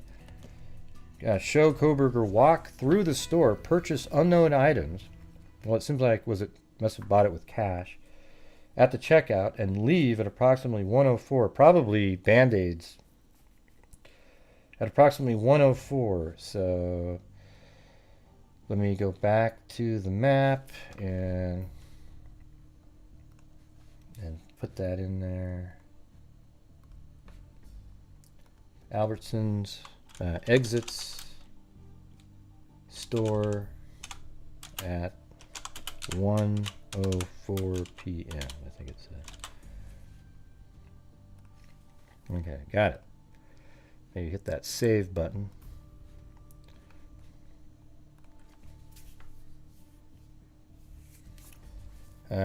His possible path of travel. Yeah, he comes in, goes like that. This makes sense to me here. He came in. Basically what they're showing here is that he came in over that bridge. I think we've covered another case that was in this town. A serial killer murder. I mean, isn't that weird? Because this is another town. I think that there was a serial killer. I think, isn't it the Lewis and Clark killer? You remember that one? Seems like this town had something to do with that. Like there was a girl jogging up here or something. One of them. Anyways, they have him coming in like this and yeah, coming into town like this and then crossing over and driving around just in this area right here. Then he goes to Albertsons. Now, what does he do after that? We don't know yet. Additional analysis of records for the 8458 phone indicate that between approximately 5:32 and 5:36 p.m., the 8458 phone utilized cellular resources that provide coverage to Johnson ID.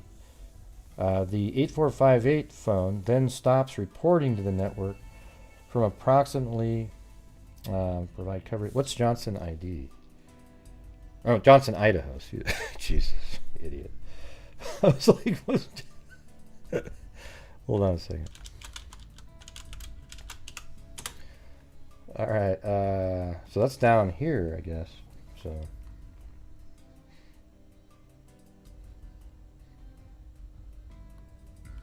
is it Johnston, Idaho? I don't see a Johnson, Idaho.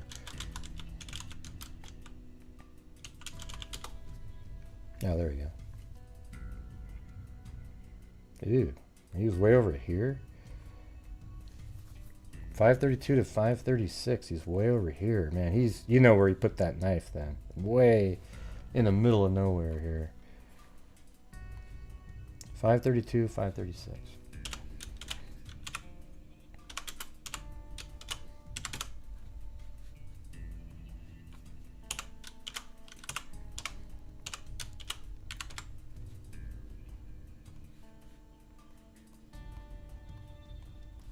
And look at the water out here, everything. That's pretty crazy.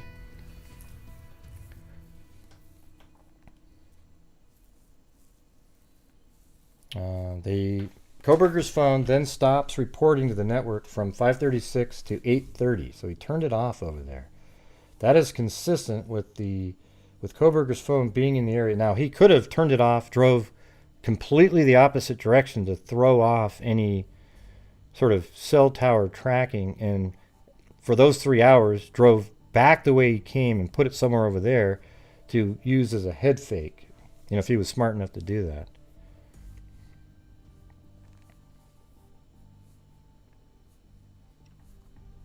To 8:30, that is consistent with the 8458 phone being in the area of the let's see, hold on. So let me just do this part again. Additionally, analysis of records for Kohberger's phone indicated that between 5:32 and 5:36, Kohberger's phone utilized cellular resources that provide coverage to Johnson, Idaho. It's way over there.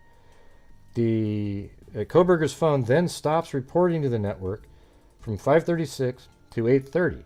That is consistent with Kohberger's phone being in the area that Kohberger's phone traveled in the hours immediately following the suspected time the homicides occurred. On December 27, 2022, Pennsylvania agents recovered the trash from Kohberger's family residence located in Albrightsville, Pennsylvania. That evidence was sent to the Idaho State Lab for testing. On December, I mean, that was what we originally thought they would do. Not the genetic genealogy. That was just a thought that I had, like, wow, man, they should use genetic genealogy. And they should. I guarantee you in the future, they'll be able to do that almost immediately. It'll be within rapidly get the a DNA source, develop a sequence, get it going, and do the genetic genealogy. But this seems like more like traditional work. Same thing they did in Golden State Killer, with in the April Tinsley case with John D. Miller, all of them. So anyways, on December 27, 2022, Pennsylvania agents recovered the trash from Kohberger's family residence located in Albrightsville, Pennsylvania. That evidence was sent to Idaho State Lab for testing. On December 28, 2022, the Idaho State Lab reported that a DNA profile obtained from the trash and the DNA profile obtained from the sheath identified a male as not being excluded as a biological father of suspect profile, at least 99.9998%. So you're saying there's a chance of the male population would be expected to be excluded from the possibility of being the suspect biological father. So they did sort of do, it's just traditional genetic stuff here. It's like, wow, this person's closely related. So they know that the DNA found at the crime scene is the same person that they've been following with the white Elantra, leads all the way back to his house in Pennsylvania, and that is his father, and therefore they know that they have the correct Elantra, the correct person, and the father's DNA is a close match, 50% basically, I guess. Based on the above information, I am requesting an arrest warrant be issued for Bryan C. Kohberger for burglary at 1122 King Street in Moscow, Idaho, and 4 counts of murder in the first degree for the murders of Madison Mogen, Kaylee Goncalves, Xana Kernodle, and Ethan Chapin. I declare under penalty of perjury pursuant to the law of the state of Idaho that the foregoing is true and correct. And this is awesome. I mean, that's just absolutely the traditional police work. So my idea of forensic genetic genealogy, which the news was saying, I sure as hell hope they weren't listening to my show and say, hey, that's what they use. They definitely were able to, maybe they just assumed that when they were explained to them that like they used the father, so it's sort of a familial match. So then they go, oh, that must be forensic genetic genealogy, right? But man, what incredible police work that was. And a lot of stupidity, again, on the criminal's part. First of all, he leaves the sheath of the knife there, which, wow. Yeah, well, it wasn't just CNN. It was Fox News, CNN. There was a whole bunch of people that said the same thing. So, got to get that right.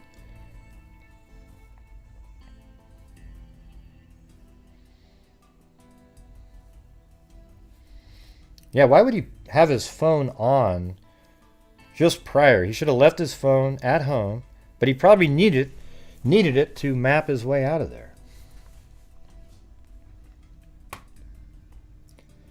But, that the white Elantra seen in that one reporter's video up on the hill, remember the one that was mentioned? Apparently the car wasn't there in that time, but based on this document, it wasn't as crazy of a thought as you might have thought. So it wasn't the car, but it's filming right there. The car that was seen, that people were talking about was back here, and that is the street that he apparently came in and out of on.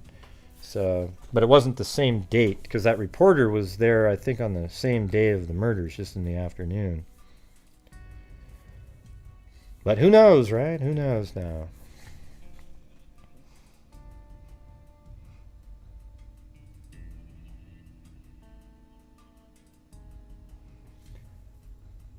Yeah, well, that's too bad, Leak. I think it's a great thing. So, just like I wish we had way more cameras. I'd like to be more like Europe. They only look at them if something happens. Okay, so don't be a criminal, and my God, you won't be on a camera somewhere. You'll be on it, but you won't be viewed. I'm into having CCTV. It doesn't bother me one bit.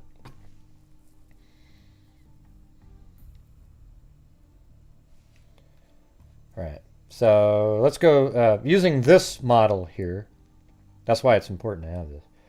If you go in there, guess what? This room to the right here, Dylan did not live in this room. This was used for storage, just like people were saying with the golf clubs and everything.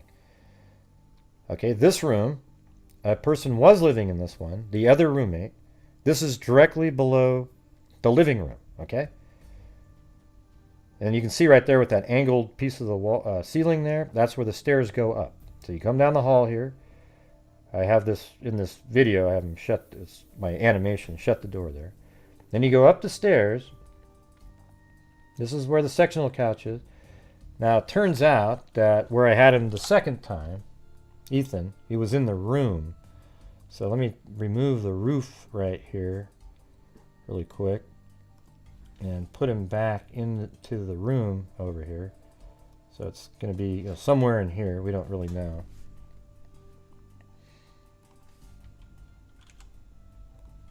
So that part of what I was given in the email wasn't right. So you go through here, and this is Xana's room. I think she was probably found on the bed over here, because that's the blood. It also could just be if the house is sloped at all, but there was a whole bunch of blood outside on the wall just below here. So you guys remember those images with the... let me show you again.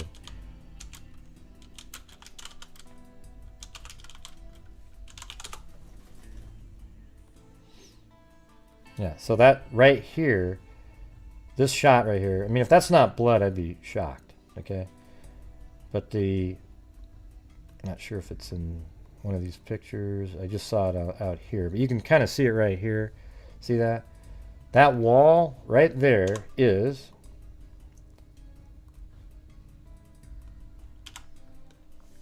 Okay, let me get back down there. So you can see through the room. That's the room right there. That's Xana. And if you go around like this, that blood was coming out right there, just below, like right in this area. So it seems likely that that is their blood that came outside there. All right, so you're in this room, then you come out. Now, Dylan, one of the surviving roommates, lived in this room right here. Okay? That's the one that saw the person come in with the bushy eyebrows. So upstairs, these are all the things that we've been saying on this channel here. This room right here is Kaylee's room, and guess what? Just like I have in this video, her dog was found in this room. Because Kaylee wasn't in the room, and the dog was found in a room of one of the people that, I mean, wasn't found in the room where anybody was killed. And doesn't it make sense that it's in Kaylee's room since it's her dog? But it seems like people just, I don't know, man. I think the... So anyways, you come into Madison's room, and this is where both of them were found. Apparently on the bed. They didn't get that descriptive in here. And then again, when you come down, I don't know when this roommate saw this person, but it must have been, incredibly, when this person went like this. Because that's the only time in that room you'd be able to see the eyebrows. Coming down the stairs and turning left, you wouldn't have been able to see. So it must have been like this, and then he turned right. So in that scenario, it would seem like Xana and Ethan were killed last, if that's the true scenario right there. I mean, it was hard to determine the sequencing. That's what I just said, LGM. I said it earlier, too, in the show. Thank you, Kevin Callahan. Thank you. And so again, you come up here and then down the stairs, and then I have them go into that room. There's a closet over here. And see from right here, see how you can see into the living room area right there and the steps? And then this is where the killer would have gone out right through here. Now where was he parked? If he went out that door, where did he park his car? See, I think it's definitely a possibility that when he was driving, apparently he was right here. Remember that? Earlier in the show, I'm not sure where those pins are that I had there that had times on it. But at 404, he drove down like this. He was trying to turn around and he couldn't do it. So then he went here, did a 3-point turn. So that means he probably went like this, backed up, boom. And in this scenario, I think he might have driven around and parked up here. There's no surveillance cameras on there. So I think he parked back here at like 406, went down, went through the sliding glass door, did all the killing, and then he exited out that same way. I don't think he went through the first floor. Why the door is open, we don't know. Maybe he went in that way the next morning, stupidly. I mean, like Cairo was saying up there. I mean, who knows? But yeah.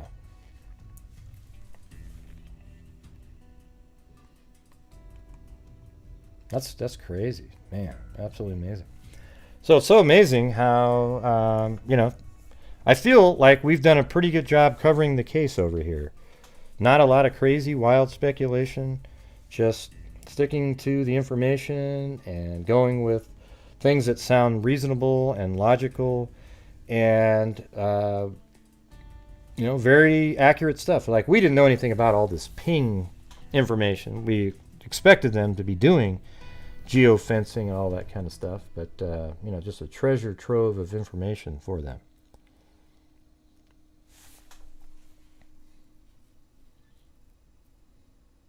Yeah, see how important the model is now? Now I can do an animation or something based on the information that we have.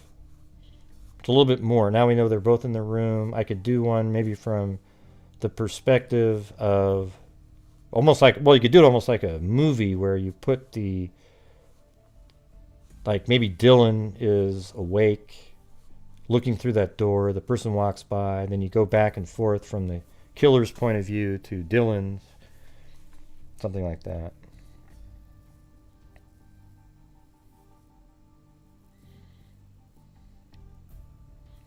Yeah, I just wish that the way I cover crime is what most people like to watch. They don't, though. They like to watch just sensationalism, bells and whistles, and all kinds of craziness, and it just doesn't, it's not what I do. All right, let me do there's a couple more documents. Let's see what we got. Gonna open this up. Isn't it crazy? We had the bushy eyebrows, where we don't know the sequencing, though, at this point. But I believe most of the stuff in that email that I got way back in November. But they just haven't come forward with what they say yet.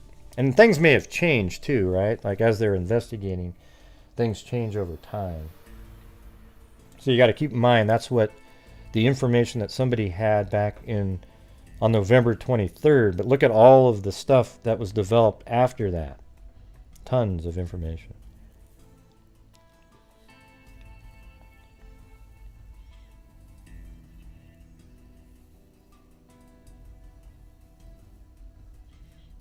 Yeah, we don't really need to care about the roommates. All right, the roommates, they didn't do what you wanted them to do. Okay, just no more conversations about the roommates. They have nothing to do with the murders. Can you just tell by listening to this that they have nothing to do with it? So you asking questions is just your crazy obsession with needing to know a detail that has nothing to do with the case. Okay. I always avoid that. You know what? I always go, come on. I do that because I can tell that what you're wondering about is useless. Okay? And I don't mean to be mean about it, but it's just true. Like wondering about things, just do it on your own time when it's absolutely irrelevant. You can tell it was irrelevant for a long time, but a lot of people like to spend a lot of time wondering about stuff that is absolutely irrelevant. And I don't know if you watched the show, but for probably a month now, I've been saying the same thing every day. And every time a person calls in, I just don't understand why the roommate didn't call 911. And I say to him, What difference does it make? They're not the killer. And I'm not saying they're the killer, but why? Well, yes, you are. Yes, you are. You are wondering if they're involved in the murders somehow because they didn't call 911 when you would have. That's exactly what you're doing. You are insinuating that they're involved because if you're not, then why would you give a damn what the answer to the question is? You see what I'm saying? People always go, no, that's not true. I just want to know. Okay, well, great. You just want to know, but be honest with why you want to know. You have suspicions about something.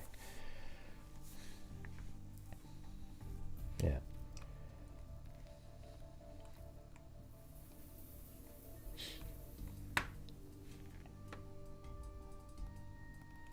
So here's the criminal complaint. The undersigned, based upon affidavit of Brett Payne, complains and says that Bryan C. Koberger, in the county of Latah County, Idaho, on or about November 13, 2022, did then and there commit crimes against the people of the state of Idaho. Let's see. Moscow with the intent to commit felony crime of murder. The defendant Bryan Kohberger, on or about November 13, 2022, in Latah County, state of Idaho, did willfully, unlawfully, deliberately, with premeditation, with malice, aforethought, kill and murder Madison Mogen, a human being, by stabbing Madison Mogen, from which she died. I wonder if they're all the same. I wonder if there's any that are different. So these are all the same, except this one.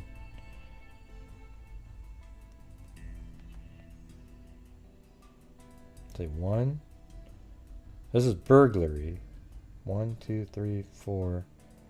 Count 5. That defendant willfully, unlawfully, deliberately, with premeditation, and with malice. Oh yeah, it's Ethan. Okay. All of which is contrary to the form, force, and effect of the statutes above cited and against the peace and dignity. Yeah. So up here, obviously breaking in is the burglary charge, right?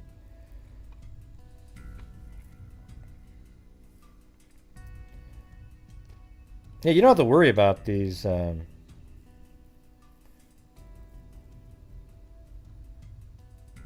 Hey, look at, see how stupid people are? This is what Palmolive typed in.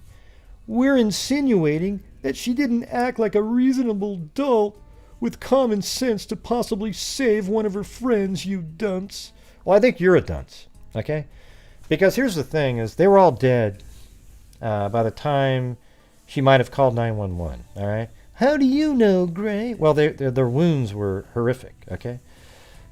So whether or not you would have done something, who knows? But she may have still just been kind of petrified. People act differently. I don't know. I think comments like that are disgusting to me. They make me angry, and I think they're disgusting. And they're not the killer. Focus on that person. Just because they're not like you doesn't mean they're bad. You're not virtue signaling everybody, saying how awesome you are. You don't know how scary it was and what the real situation was going on or not. You have no idea. Yeah. That DoorDash thing is pretty interesting, right? Like somebody actually dropped something off at 4 something. Was he already in the house? Is that... See, here's what's interesting. Let's go back to that DoorDash thing, right? Or DoorDash, I mean, DoorDash.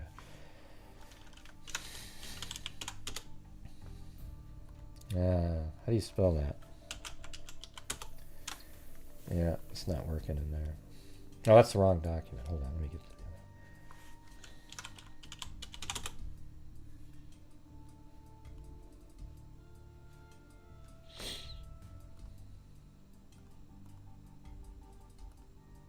There it is.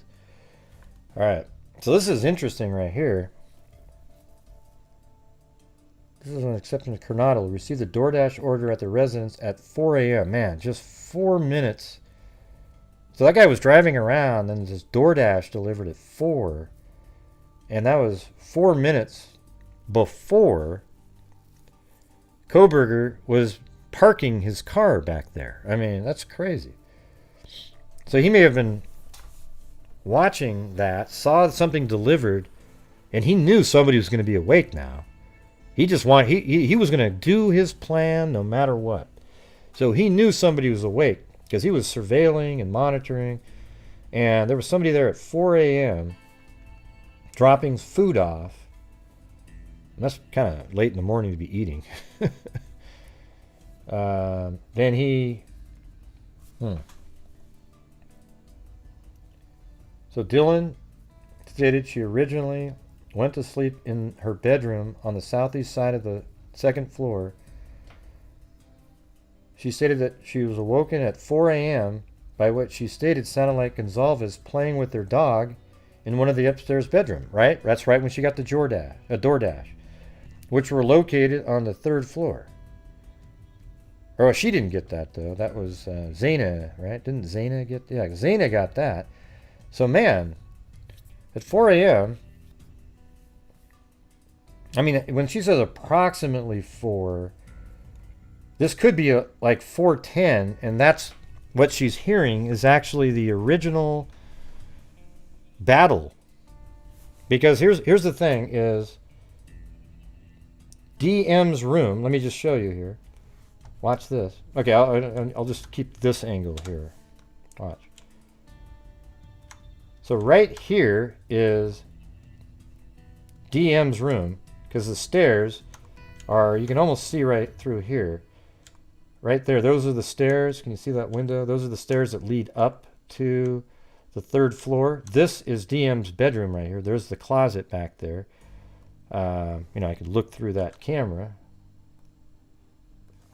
I don't need to do that, but there's the bedroom. But look at the room right above it is Madison's bedroom. So when she said it sounded like she was heard upstairs, how did she hear anything over here? You know, I mean, I know that you can hear things in this house, but Kaylee's room's over here, and that's where her dog would be.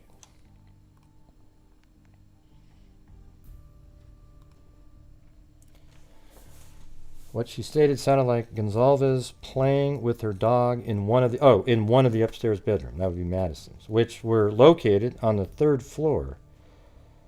A short time later, Dylan said she heard who she thought was Kaylee say something to the effect, "There's someone here." Oh, so here's what probably happened. Like she probably put her dog in her room and said, "There's somebody here," and then went to Madison's room. A review of records obtained from a forensic download of Kernodle's phone showed that this could have been Kernodle, maybe Xana then, as her cellular phone indicated she was likely awake and using the TikTok app at approximately 4:12. See, God, that's just nuts. So that does further add to, I mean, did Bryan go into the house and kill Madison and Kaylee at 4:08-ish, then goes downstairs and, wow, and then Dylan hears Xana say, "There's somebody here," and that's when they went out into the hall, maybe an attack happened. And this guy was just exiting down the stairs. You remember that first video that I made where I had the character that was playing Ethan?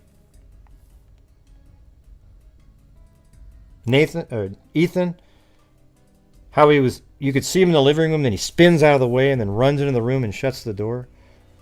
What if that's really how it went? That was the scenario where the person went through the sliding door, went upstairs, and then down, and then sort of got a glimpse of Ethan as he was about to leave, then goes after him. Wow, that's crazy. Forgot about that one. I wonder if let me see if I can find that.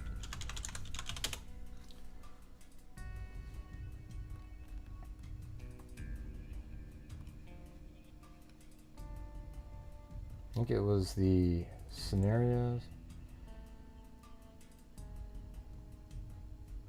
Just looking at the videos. I don't remember when I made it.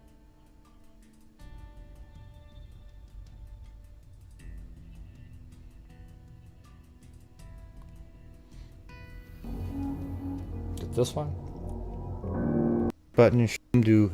I what that means downstairs, and then how the person which goes over to the camera to the head of that character or this door of there would have door. The lights. This is the original one. I don't remember if this is the one or not. This is from. This is before I put beds, and that's a whole nother version of the model. I had to start over again, believe it or not.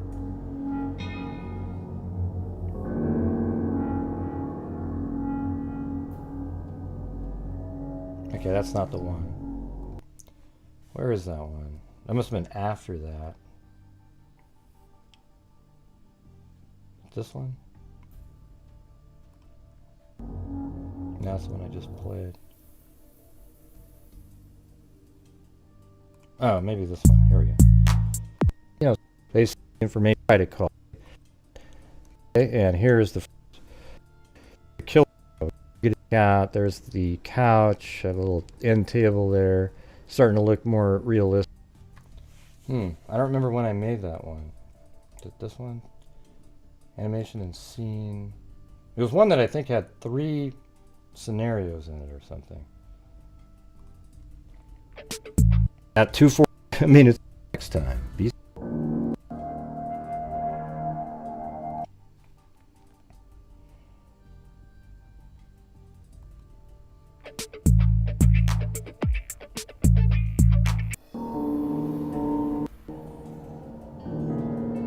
This might be the one.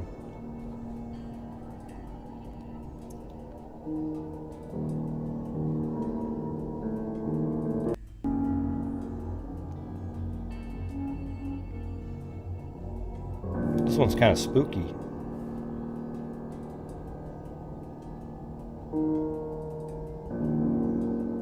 Oh yeah, see that? That was crazy, right? See, that was like from his vision. See that? Like that's the one that has Ethan, like right there, and he sees him. Oh god! And then he goes run. Then he goes, oh wait, he saw that guy. And then he follows him into the room. Yeah. So that was just kind of like a sample. That was one of the versions right there.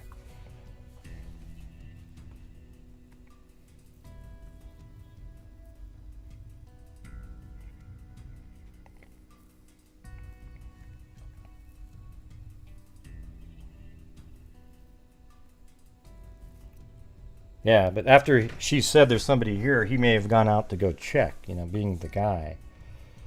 So anyways, DM stated she opened her door for the 3rd time. Wow, so after she heard crying and saw a figure clad in black clothing and a mask that covered the person's mouth and nose walking towards her. She described the figure as 5'10" or taller, male, not very muscular, but athletically built and bushy eyebrows. The male walked past DM as she stood in a frozen shock phase. The male walked towards the back sliding glass door. DM locked herself in her room after seeing the male. DM did not state that she recognized the male. This leads investigators to believe that the murder left the scene. Yeah.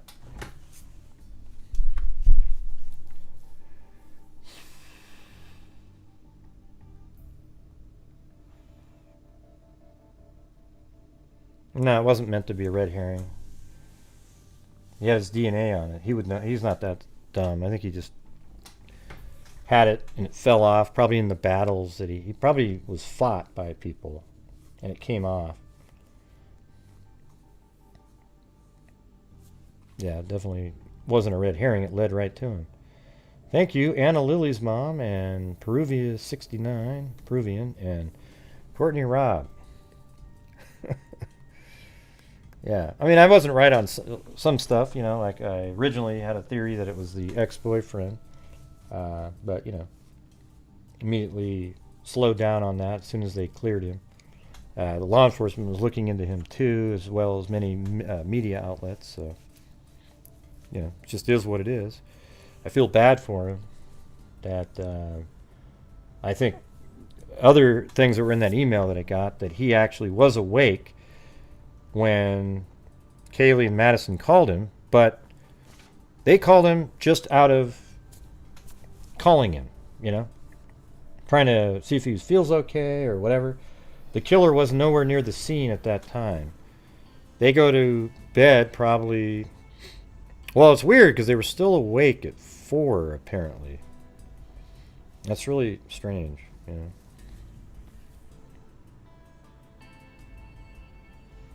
So, hold on a second again.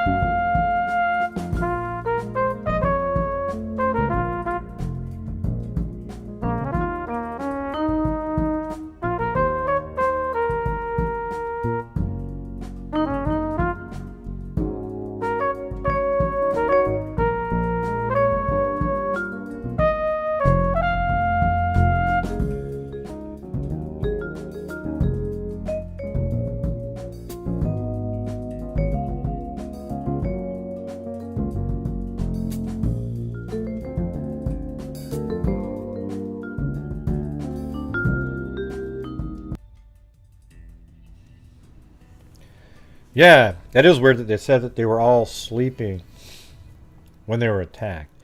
I think it kind of just means like they were in their bed, you know, bedrooms and whatnot, but it doesn't sound like that with Xana and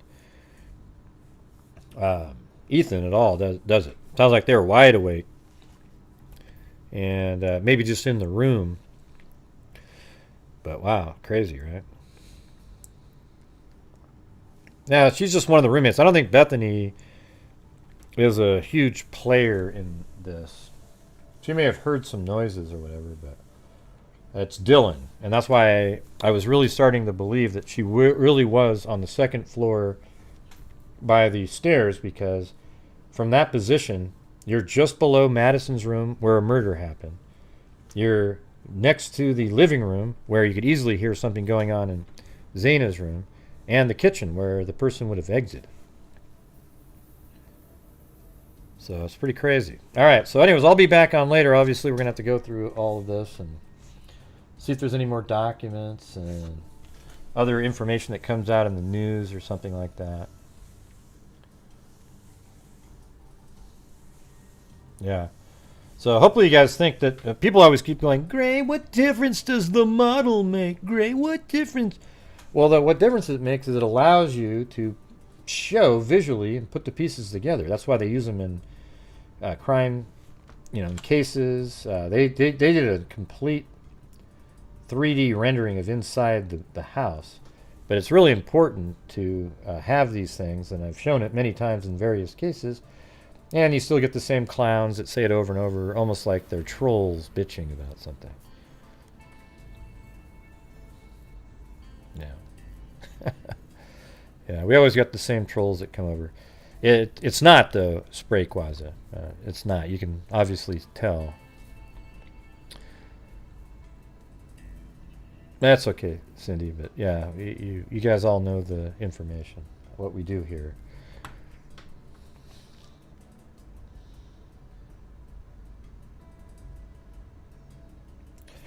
Yeah. You able to watch it? And most of the people that watch this channel can completely visualize the house in their head because they've seen this. All right? So I'll play it again from the beginning, just like this. This is not the rendered version of it. But you can see, maybe the rendered version is better. Let's see. I got that just from a couple days ago.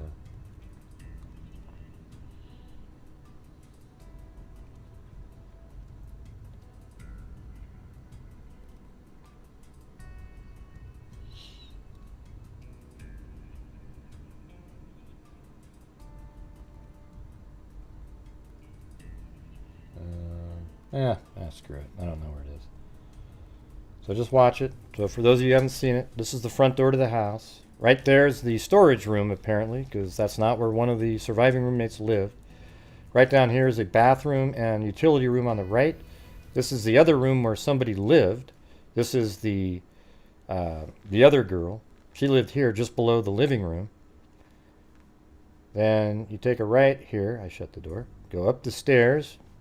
This goes right into the living room with the TV, the sectional couches. And then right down this way is Xana Kernodle's room, where Ethan Chapin and Xana Kernodle were found on the ground there. Or we don't know on the ground or where they were found. And then exiting out of that room, just right there to the left, that open door, that's Dylan's room. She was living in that room, and she's the one that saw the bushy eyebrowed person. Then up the stairs into Kaylee's room, and this is where her dog was found later. And then you go into Madison's room right here. That's the bathroom to your left there. This is where both Maddie and Kaylee were found killed. Obviously, the door was probably shut with the dog. Then down the stairs to the right there, this is the room where Dylan lived in. And she was probably looking through that door right there at the time. And then the killer exits out the sliding glass door here and gets the hell out of there. All right. So there you go.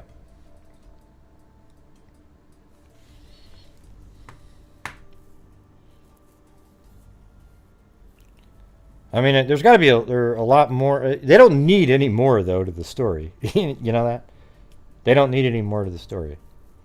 They have his car, the circumstantial evidence in this case, along with the DNA on the sheath that is a direct match to him, is enough. It's the sheath to the knife that killed the girls. He's toast, okay? There's no doubt about it. This is a lot stronger just on first glance than the Delphi case, right? Like you just go through this and go, oh wow. Yeah, he was in the area all those different days.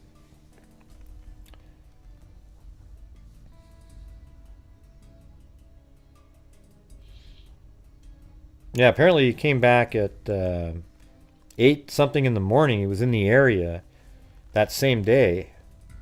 I'm gonna have to go through that again. Like let's just go through the whole thing again at night. It should be quicker because I've got everything mapped out. But does that sound good? But hey, there's people in the UK that got to watch this time.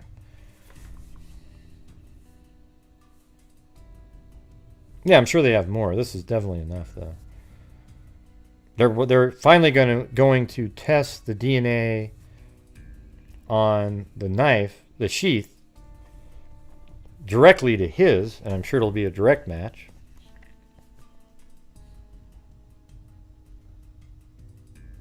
Okay. Anyways, thanks for being here, and thank you. I gotta get something to eat.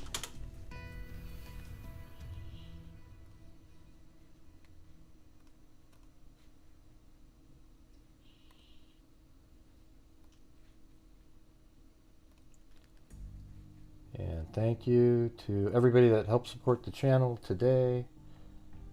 There's so many of you all the time. Oh yeah, I'm not sure what time. The 5th, there it is. Allie Cake, Tracy Seamer, LMM, Darlene Creek, Ink Twin 9, Kathy Bartlett, Mama She 13 with a cat eye, Shelly Ann, Susie Clue, Being Nancy, Mag, thank you so much. And she said give me a thumbs up. Annie T, Lisa Wilkerson, Law, X-Man Family, Brown Eyed Girl 714, Colleen Daly Page, Sherry Whitford, Candalee Woodward Stone, Shayna, Super Junkie, Christy Quasi, LMM, Kubi, Mag, again, please give Gray a thumbs up. Come on, everybody, hit that thumbs up. Georgina Stoliker, Persephone's Pomegranate, Kevin Callahan, excuse me, GGT, Georgina Stoliker, Medgid, Medgirl, excuse me, Peruvian 69, Anna, Lily's mom, and Courtney Robb. And hey, wow, are you kidding? Thank you so much. Linda Howe, as in Linda Moulden Howe of the Cattle Mutilations and Crop Circles. Yes, hit that like button. It's pretty easy to hit. Let's try to get this sucker up to 1,000 really quick. Hit that like button, hit that like button, hit that like button. 10, 20, 25, 30, hit that like button. 40, 45, 50, hit that like button. Hit that like button. One of the easiest things in the world, you just click on it. I know the trolls out there don't really want to hit it, but by God, I do a good job, so hit it anyways. Doesn't look like it got hit. Oh, we got to 900. That's good. All right, guys. Well, I hope you appreciated the way we did it. Kind of a little bit slower and methodically. Got it all mapped out. It all made sense. He did go to extraordinary sort of lengths to drive in different ways to avoid, main cities and cameras, but it really didn't help him out at all. Didn't help him out one bit. Yeah. Okay. So, hey, thanks, Papa Q. I'll add you guys to the list later. I don't have time to put everybody in the text file for the spin, but try to do that one later, okay? So thank you guys very much for being here. I really appreciate it. I am awake and alive right here. I just didn't have my face on the screen. But believe it or not, I woke up at 9:30, which was way earlier than I normally get up because I'm up so late. And the second I woke up, I checked the website, and there it was. So I was like, holy crap. And then it took me 20 minutes to download the damn thing because the server was crashing over there. And then I got it, and then I went live immediately, just trying to wake up while I was sitting here. Yeah, Ethan and Xana were awake when that happened. And it makes you wonder, what was that food ordered for Ethan? Sort of like, hey, here you go, take it home. This is your bread, and he was leaving and he got attacked. And then maybe scurried back to the room. Don't know. Yeah, it wasn't that late though. I mean, it came out like at 8:30 in the morning, and I was on at 9:40, so it wasn't too bad. I tried my best though. I mean, it was a miracle that I was even on by the time I was on. Yeah, so I got on, it looks like at around 10 o'clock, a little bit before 10. Yeah. It sounds like a way worse of just a total nightmare. And people were awake. And I think they may have said the sleeping part to make people feel better. Honestly. They were in rooms, but, And that was said early on, if you remember. And that might have been before they had all of the cell phone information and DoorDash and all that different stuff. So they didn't know those pieces of information, so maybe assumed that they were sleeping, but it turns out they probably weren't. Yeah, it could have been upstairs first. Yeah.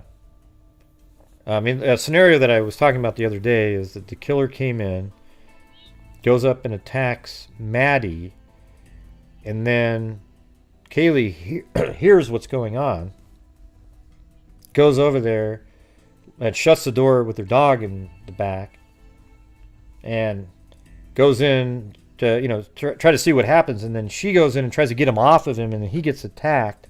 She gets attacked too, and she gets killed, and then he goes downstairs and somehow encounters Xana and Ethan because they're awake. They're absolutely awake at that time. But if it's Xana and Ethan first, it still could be the same, that he went upstairs, went to Madison's room, and Kaylee has her wounds. Remember when I said, when people say that Kaylee was the target, do we know that she's a target? Or are the wounds different on her because of the circumstances of the attack? What was going on? Did she confront him and her wounds are different? And it just appears different. We don't know yet on that.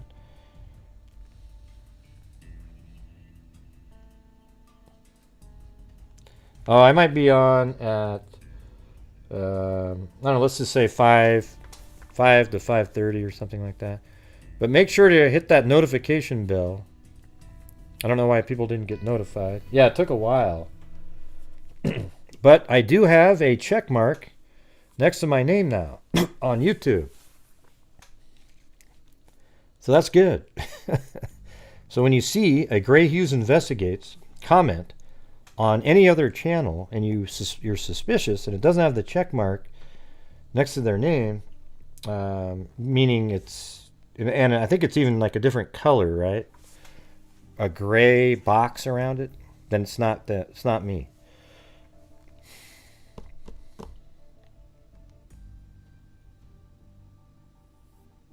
Yep. Awesome. All right, you guys. Well, thank you very much for watching. I hope you guys liked it. And we'll see you guys a little bit later. And I'll try to have things more dialed in. Oh, and by the way, thank you so much to Quietly Frozen, the coolest name in YouTube history. Boom. All right. We'll see you guys later. Well, thank you, Mag. Thank you very much. We'll see you guys later. And as I always say, everybody, until next time, be safe out there. And a 1 and a 2 and a 3 and a 4 and a 5. Hey, Gray, wow, that was really interesting. Quite a while now. Hey, thanks, Mama She And during 13 this at the whole buzzer time, there. I have not seen one person that is a crime dissector, thug rejector. I'm a certified human lie detector. Hey, Gray, good job on the check mark. Thanks, Mary Try Lou. and Took play me a like long a time. projector. Crime Sector is my nectar. Professor Gray is gonna give another lecture. Crime collector, freak connector, and I'm always gonna be a pup protector, fool deflector, interceptor, and I'm meaner than a spectre with a vector on his pector. With all respect, y'all, just remember I've a temper fucking check. I have no agenda, I'm no pretender, and I'll serve it to you straight without the blender. And in the end, I'm gonna send ya on a mission to reveal the true offender. Yeah, so I'll just get right back to work. All right, everybody? Hey, check it out. Check it out. This is the new Grady Judd. Okay, I got a new quote from him, everybody. You're getting to hear it here first. Here it is. This guy may be like the dumbest person on the face of the earth. There it is. Boom! Grady Judd. Kind of apropos, isn't it? Yeah. All right, see you guys later. Bye-bye.